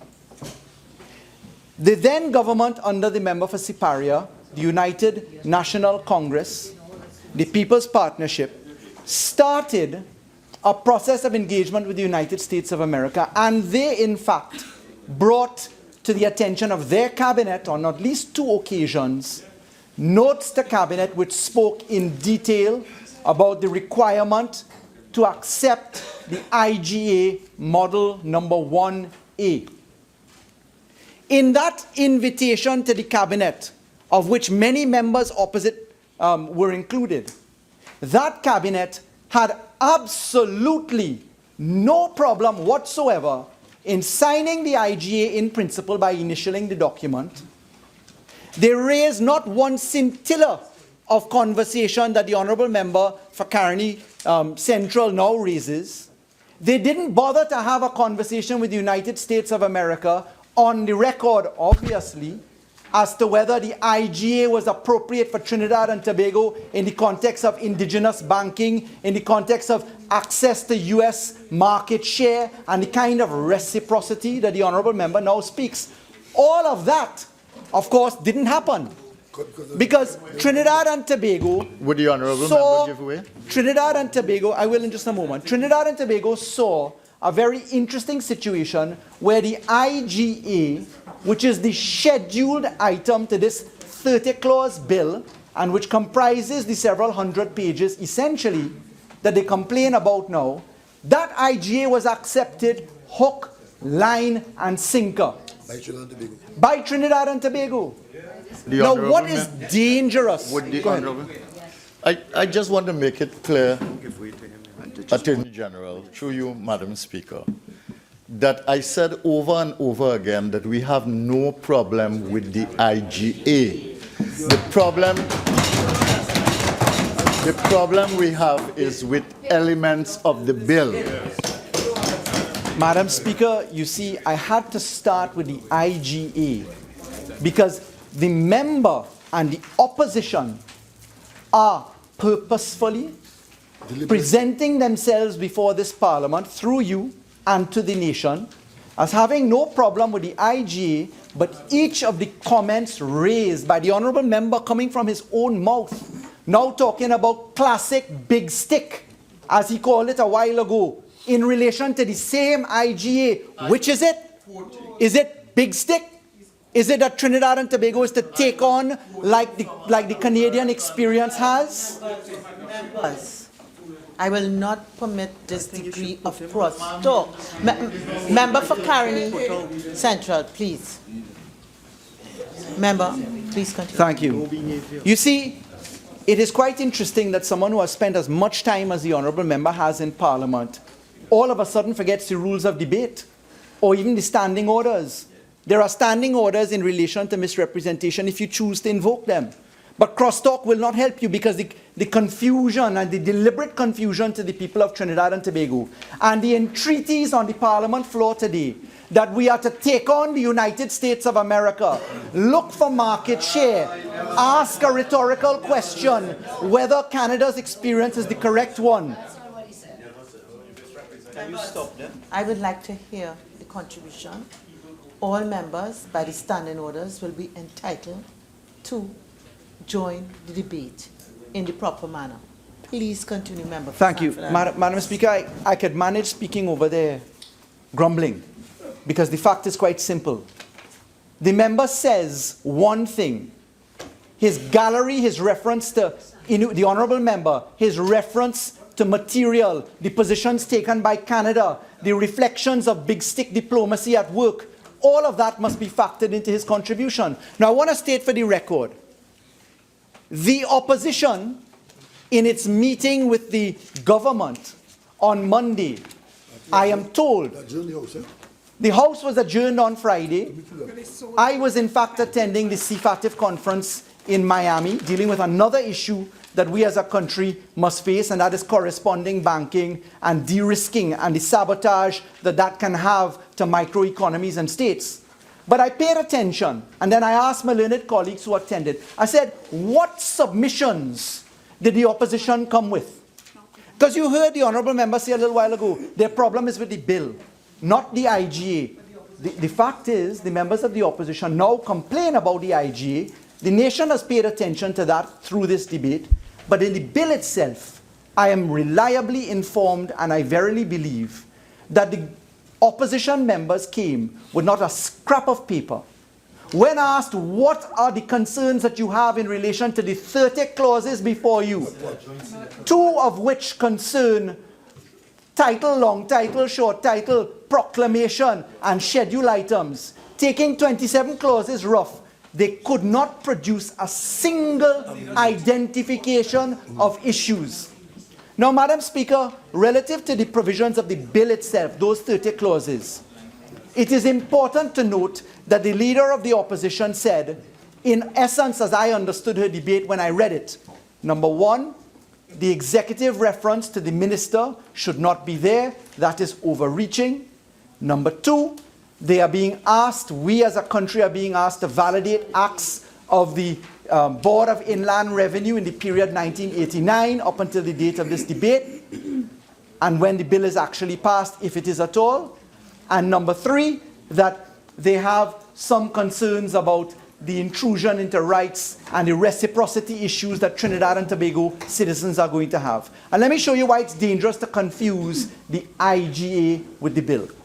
Because the fact is this, the bill itself makes reference to residents, green card holders, or citizens of the United States of America having information in relation to those citizens transmitted through the competent authority, which is the Board of Inland Revenue, to the Department of Treasury or the IRS in the United States of America. The inclusion of the reference to minister is simply because the current exchange of information legislation in fact has the reference to minister, and the Board of Inland Revenue is the nominated the IGA has the same reference. The IGA, which was signed and initialed by the opposition when it was in government, has the same reference, and therefore, in keeping with the continuance of the governmental cycle of what was agreed between the United States of America and Trinidad and Tobago, the bill was presented in this form. So number one, reference to minister is existing law. This opposition, when in government, had nothing to say about it for the near 5.5 years that they were into. They had nothing to say about it when they were negotiating the IGA. They had nothing to say about it when the IGA was initialed by Minister Hawaii. They had nothing to say up until the issue reaches this Parliament table. And all of a sudden, Trinidad and Tobago is to distinguish itself by fighting the United States of America down on the IGA like Canada is doing. That is what they are asking us to do. That, Madam Speaker, most respectfully,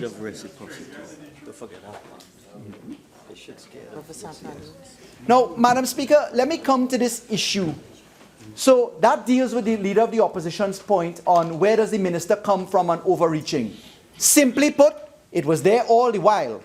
It is a repetition of what was included in the previous legislation, now to be repealed and replaced. Number three, it was directly incorporated into the IGA and therefore finds itself in this legislation. So don't act surprised or confused by the issue. Secondly, Madam Speaker, let's talk about the issue of this fearful reciprocity, this intrusion of rights.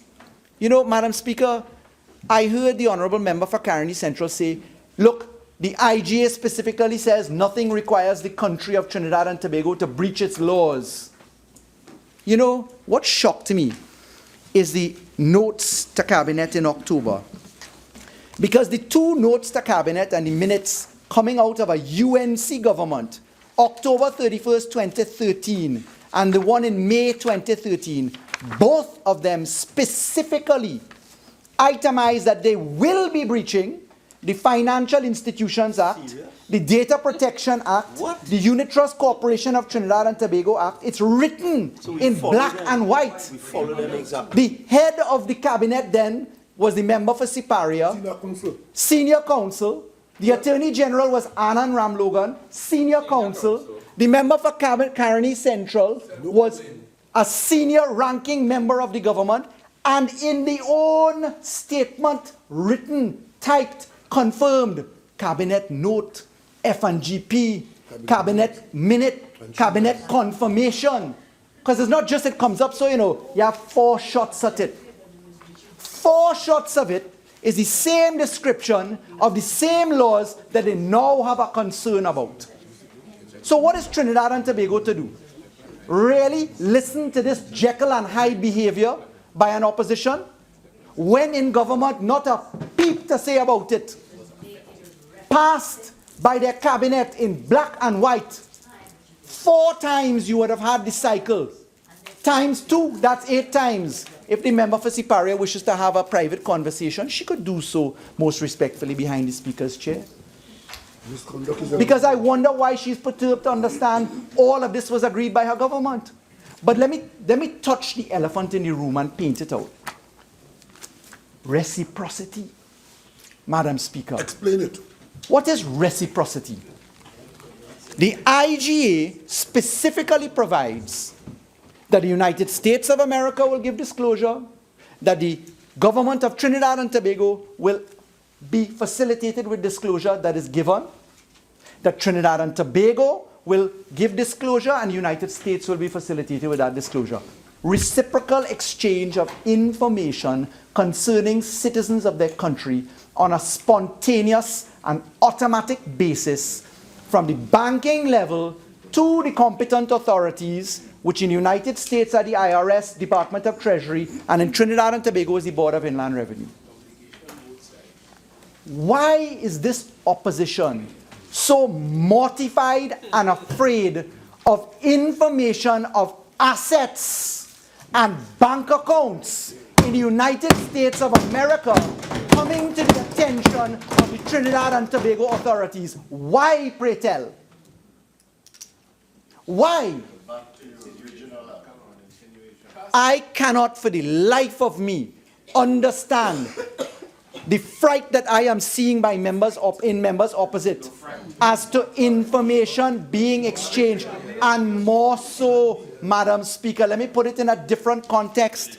Today we are talking about the FATCA with the United States of America. But the G20, the OECD, the Global Forum require us to engage in FATCAs with other countries. We have European countries that will request FATCAs. We have countries in the Middle East, in India, in Asia, wherever it may be. The United States is but one of them. But Madam Speaker, the FATCA goes right alongside another issue, which is corresponding banking and de-risking as a result of non-compliance with money laundering and counter-financing of terrorism legislation, which the Financial Action Task Force and the G20 OECD countries are telling us we need to comply with. And the effect upon the microeconomies in the Caribbean is that we lose our corresponding banking, as Belize has had happen to them. We lose our money for value transfer services, as has happened and is being threatened in relation to Jamaica and elsewhere. And Trinidad and Tobago has been told in its 4th round mutual evaluation report by CFATF that if we don't put this together, if we don't unmask beneficial ownership, if we don't get a grip of money laundering, we are going to be sanctioned by the loss of corresponding banking, by the de-risking exercise, and FATCA has told this country, the United States of America, FATCA has told this country that the withholding taxes which will be applied to our institutions have serious consequence. Now, Madam Speaker, I say all of this to tie in the fact that FATCA is not only tax-driven, it is directly related to anti-money laundering. It is directly related to forfeiture of assets which are illicitly gained and assets which you cannot explain as wealth from ill-gotten gains. It is directly related to the crime scourge in this country, Madam Speaker. Because we talk about crime. Let me use a ripe example.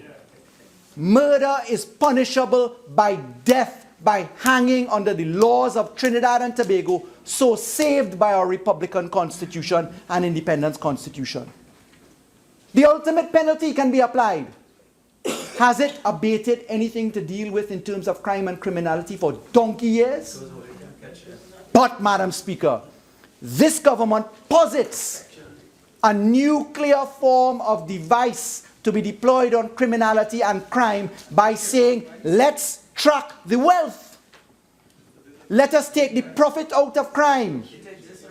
Let us make sure that the Proceeds of Crime Act, that the forfeiture of assets under poker, which is a nonsense in Trinidad and Tobago right now, hardly ever delivering the kind of results that needs to be given. We say to Trinidad and Tobago, focus on the money and let people who have assets that they can't explain lose those assets under civil asset forfeiture provisions. And therefore, FATCA is directly associated with allowing the United States of America to list out assets, bank accounts, etc., held by Trinidad and Tobago citizens, including corporations which are not subject to Section 501 of the IRS, and persons in public life and politically exposed persons. Let them have their assets disclosed to the Board of Inland Revenue, and then let Trinidad and Tobago have account for where wealth is sitting. You see, Madam Speaker, the people of this country have been crying out for delivery of justice. Very often we hear that the law is for the small man only. It's a man with a small joint who is incarcerated as opposed to somebody with a mall in Holland. It is a man who has an unpaid parking ticket or maintenance, not that maintenance is not serious, who suffers a jail term as opposed to people with mansions on small salaries. You see, I have to ask the question again. Why is the opposition so dead scared against reciprocity, which has been signed and agreed to in the IGA by this government? Now, Madam Speaker, that is essentially the crux of the issue. Because if we ask the members of the opposition for a written statement on the 30 clauses, what is it that you wish to have amended in those clauses?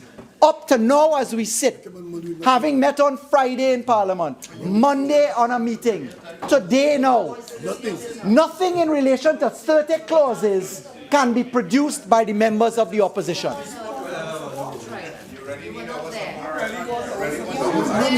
You see, Madam Speaker, I most respectfully suggest...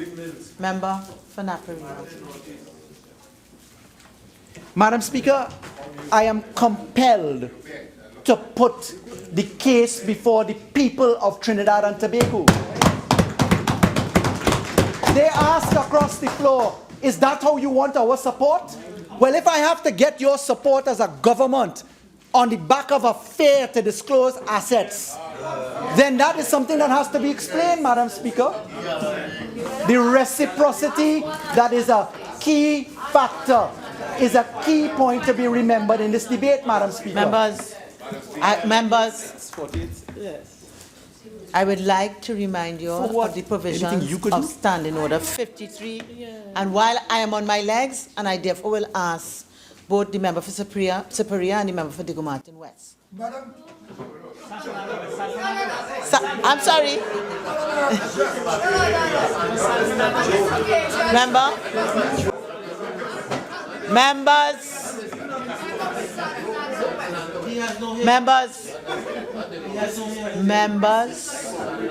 Member for Diego Martin West, I apologize. And it's most probably that you're sitting in the shadow of San Fernando West. I can't understand that. Members, please. Member for Superior and member for San Fernando West, I would ask you all, please, as both senior members, to please observe the standing orders. Member for Caroni East. That 48. Despite the fact that you're seated at that end, I can't hear you. My voice is very loud. I can't hear you. All right? And I would ask us for the rest of the session, please, to observe the standing orders. Madam Speaker, I stand on 48.6, standing order 48.6. The member is imputing improper motives on this side. Continue. I overrule. Please continue. Thank you, Madam Speaker. Madam Speaker, it's amazing how the pot bubbles over when you put a little fire under it, you know. It's amazing, Madam Speaker. Madam Speaker, that is the issue of minister, how it arrived. That is the issue of overreaching executive line. That is the issue of reciprocity. That is the reflection upon the IGA as agreed to by the last government, as incorporated into this bill as scheduled items to the bill. But Madam Speaker, I just can't for the life of me, as I start to take notes on what the opposition says, as I read what the leader of the opposition had to say, as I followed the press releases that were issued out, I just can't make sense of what they want to have in terms of specific amendment. They say, let's talk. No, Madam Speaker, I want to explain. Point to make on the standing orders. Please. Madam Speaker, I can handle the crosstalk because the interruptions lose time. Madam Speaker, most respectfully, I thank you for your protection. Madam Speaker, I want the country to understand this. Madam Speaker, the Bankers Association in 2013 gave a conference at the Chamber of Commerce and spoke in detail to the disadvantages that would be visited upon Trinidad and Tobago in the event that FATCA didn't see the light of day. Now, Madam Speaker, what I find important to bear in mind, that the Chamber of Commerce since 2013, Bankers Association of Trinidad and Tobago, breakfast meeting July 12, 2013, warned of the consequences. Now, Madam Speaker, this is not the PNM Keith Rowley government. This is the government of the Republic of Trinidad and Tobago treating with a serious issue which has a direct consequence to the banking sector and the lives of every citizen in Trinidad and Tobago. And hear this, so says you, Naparima says. Probably a dial on some wheel that was spun somewhere. And so it comes. You see, it's easy, Madam Speaker, when you have the advantage of not being able to explain yourself. You agree when you're in government, you disagree when you're in opposition.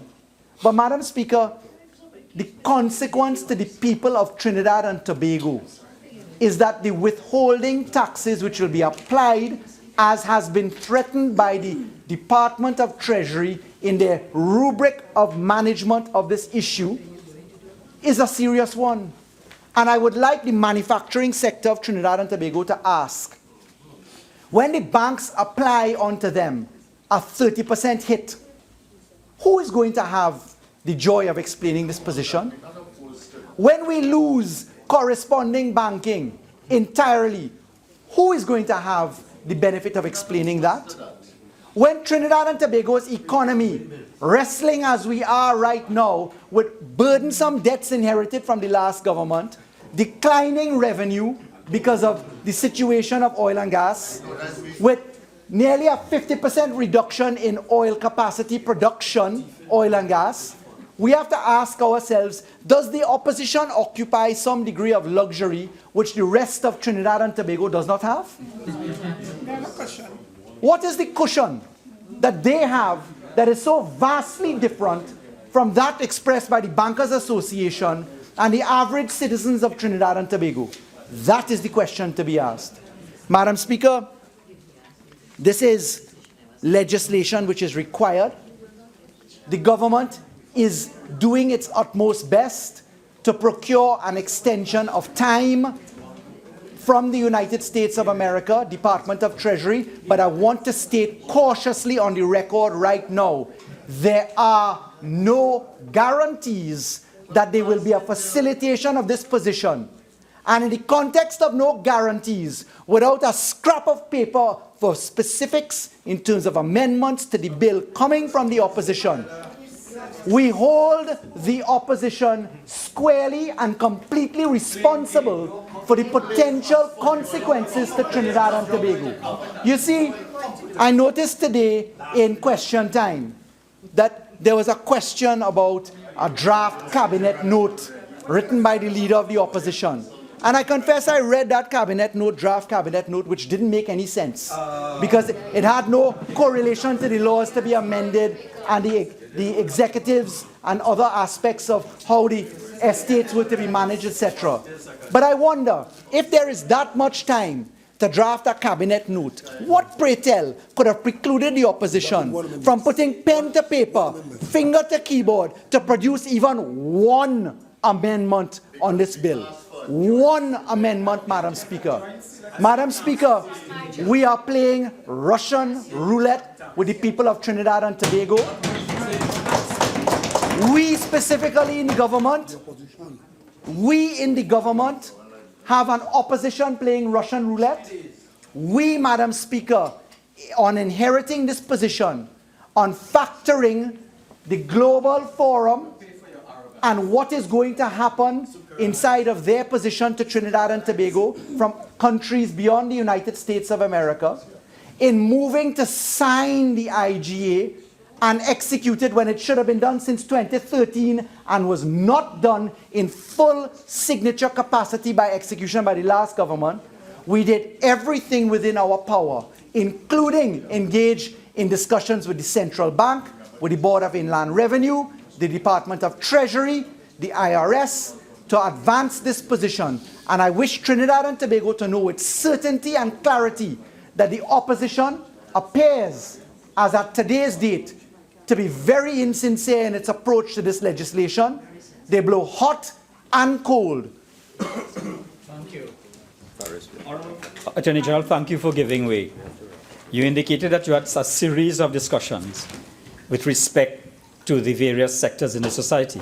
But in today's newspaper, the Bankers Association president, Anya Schmoll, indicated, and I quote, "While we have signed the IGA with the US, which marked the first phase of the process, the next step is for the government of Trinidad and Tobago to pass the enabling legislation by the end of September.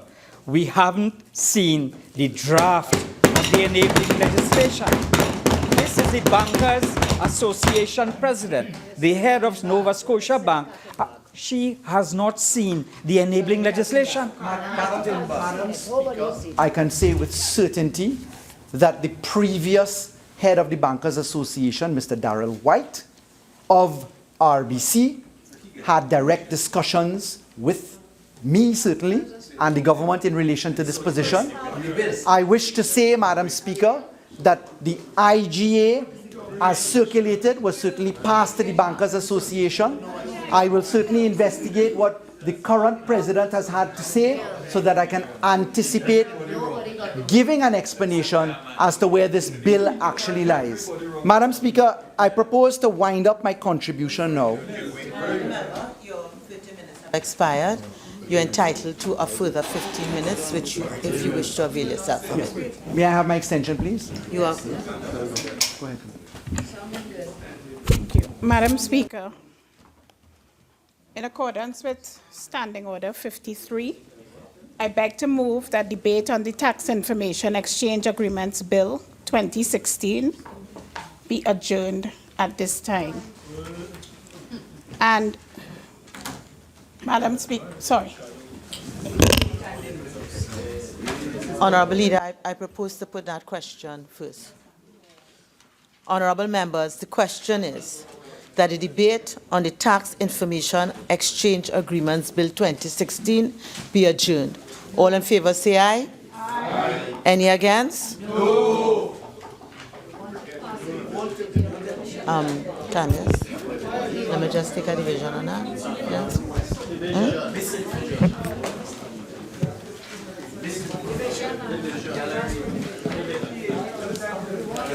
Mrs. Robinson Regis. Yes.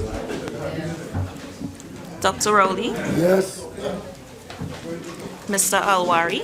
Aye. Mr. Imbert. Yes. Yes. Mr. Dialsing. Yes. Mr. Hines. Aye. Mr. Mitchell. Aye. Ms. Kojo. Aye. Mr. Antwine. Aye. Mrs. Critchlow Coburn. Aye. Mr. Ford. Aye. Mr. Dillon. Yes. Mrs. Webster Roy. Yes. Dr. Gadsby Dolly. Aye. Ms. Oliver. Aye. Mr. Coffey. Yes. Mr. Garcia. Yes. Mr. Smith. Mr. Smith. Mr. Smith. Dr. Francis. Aye. Mr. Leons. Yes. Mrs. Jennings Smith. Aye. Miss McDonald. Yes. Mr. Singh. No. Mrs. Pasad Bisasa. No. Mr. Lee. No. Mr. Ramadan. No. Mr. Karim. No. Dr. Rambachan. No. Dr. Tewarie. No. Mrs. Nuwalu Hussain. No. We demand the debate. Dr. Gopi Singh. No. You hear my voice now? Mrs. Gayadeen Gopi Singh. No. Dr. Munilal. No. Mr. Indar Singh. No. Dr. Khan. No. Mr. Charles. No. Mr. Padarat. No. Dr. Budo. No. Mr. Parry? No. Ms. Ramdial? No.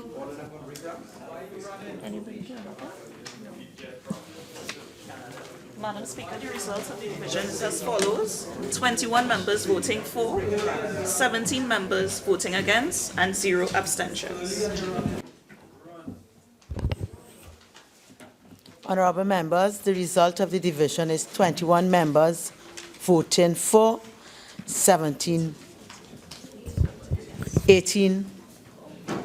18 members voting against, so that the motion for the debate to be adjourned is carried.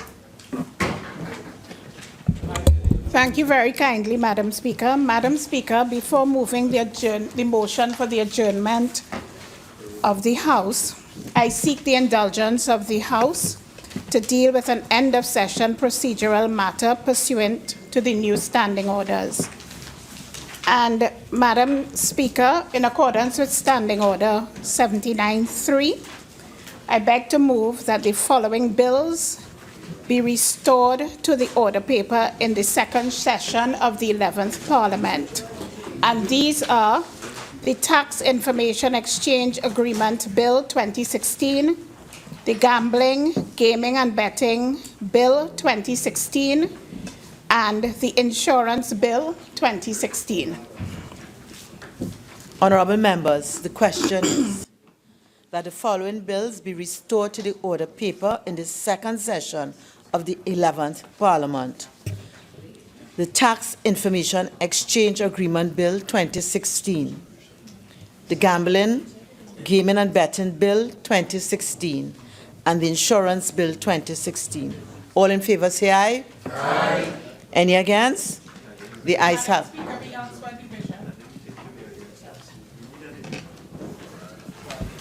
Mrs. Robinson Regis? Aye.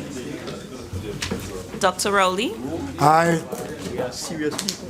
Mr. Al-Rawi? Aye. Mr. Imbert? Certainly, yes. Mr. Dialsing? Aye. Mr. Hines? Aye. Mr. Mitchell? Aye. Ms. Cujo? Aye. Mr. Antwine? Aye. Mrs. Critchlow Coburn? Aye. Mr. Ford? Yes. Mr. Dillon? Aye. Mrs. Webster Roy? Yes. Dr. Gatsby Dolly? Aye. Ms. Oliver? Aye. Mr. Coffey? Yes. Mr. Garcia? Aye. Mr. Smith? Aye. Dr. Francis? Aye. Mr. Leons? Yes. Mrs. Jennings Smith? Yes. Ms. McDonald? Yes. Mr. Singh? Yes. Mrs. Prasad Bisasa? Mr. Lee? Yes. Mr. Ramadan? Yes, thanks. Mr. Karen? Yes. Dr. Rambachan? Yes. Dr. Tewarie? Yes. Mrs. Nawalu Hussain? Yes. Dr. Gopi Singh? Yes. Mrs. Gaidin Gopi Singh? Yes. Dr. Munila? Yes. Mr. Indar Singh? Yes. Dr. Khan? Yes. Mr. Charles? Mr. Padara? Yes. Dr. Budo? Yes. Mr. Parry? Yes. Ms. Ramdial? Yes. Madam Speaker, the results of the division is as follows. 40 members voting against, voting for, 0 against, and 0 abstentions. Honorable members, with a division of 40 members voting for, no members voting against, and no abstentions, the motion that the following bills be restored to the order paper in the second session of the 11th Parliament, namely the Tax Information Exchange Agreement Bill 2016, the Gambling, Gaming and Betting Bill 2016, and the Insurance Bill 2016, is carried.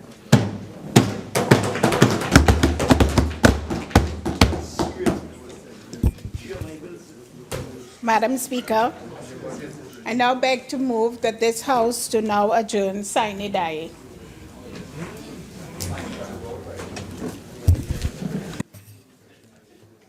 Honorable members, the question is that this House do now adjourn sine die. All in favor say aye. Aye. Any against?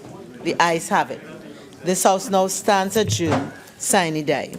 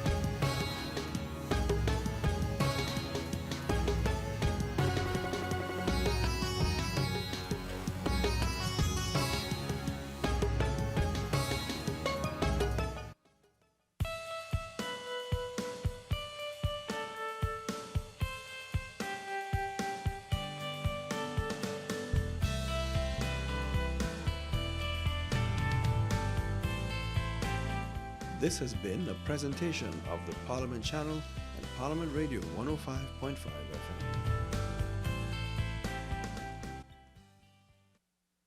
FM. Follow the Parliament of Trinidad and Tobago on Twitter. Our call sign is @TTParliament. Parliamentary updates. The third week of training workshops for the 13th National Youth Parliamentary Debate began on Monday, September 14th, 2015. The facilitator of this week's workshops was Ms. Diana Mahabir Wyatt, a former independent senator who served continuously in the Parliament from 1991 to 2000. Ms. Mahabir Wyatt introduced the students to the conceptual processes involved in a debate. She provided the students with insight into the importance of debates and allowed the students to collaborate with their peers to discuss why debates are held, especially in Parliament. Students were given advice on planning and preparing for a debate, building content, and pointers on delivering their presentations. Ms. Mahabir Wyatt also briefed the students on the application of the Standing Orders of the Parliament as it applies to the conduct of debates. The Standing Orders are the written rules which govern the proceedings in the House of Representatives and the Senate. Following the workshops, a few students were approached by the Parliament Channel 11 to discuss their experiences in this week's workshops and throughout the various preparations in the lead-up to the debate day. Today we did the debate theory, so we were split up into groups and we had to talk about why we think a debate is important in Parliament, and our teacher really explained to us the whole proceedings. She went through how our body language can really affect others, and I think that's definitely important in what we're about to do. What I learned today is about debating and debating methods, how you are supposed to debate your key points in debating, how you summarize your notes, how you develop your points, and how you bring about points, and how finally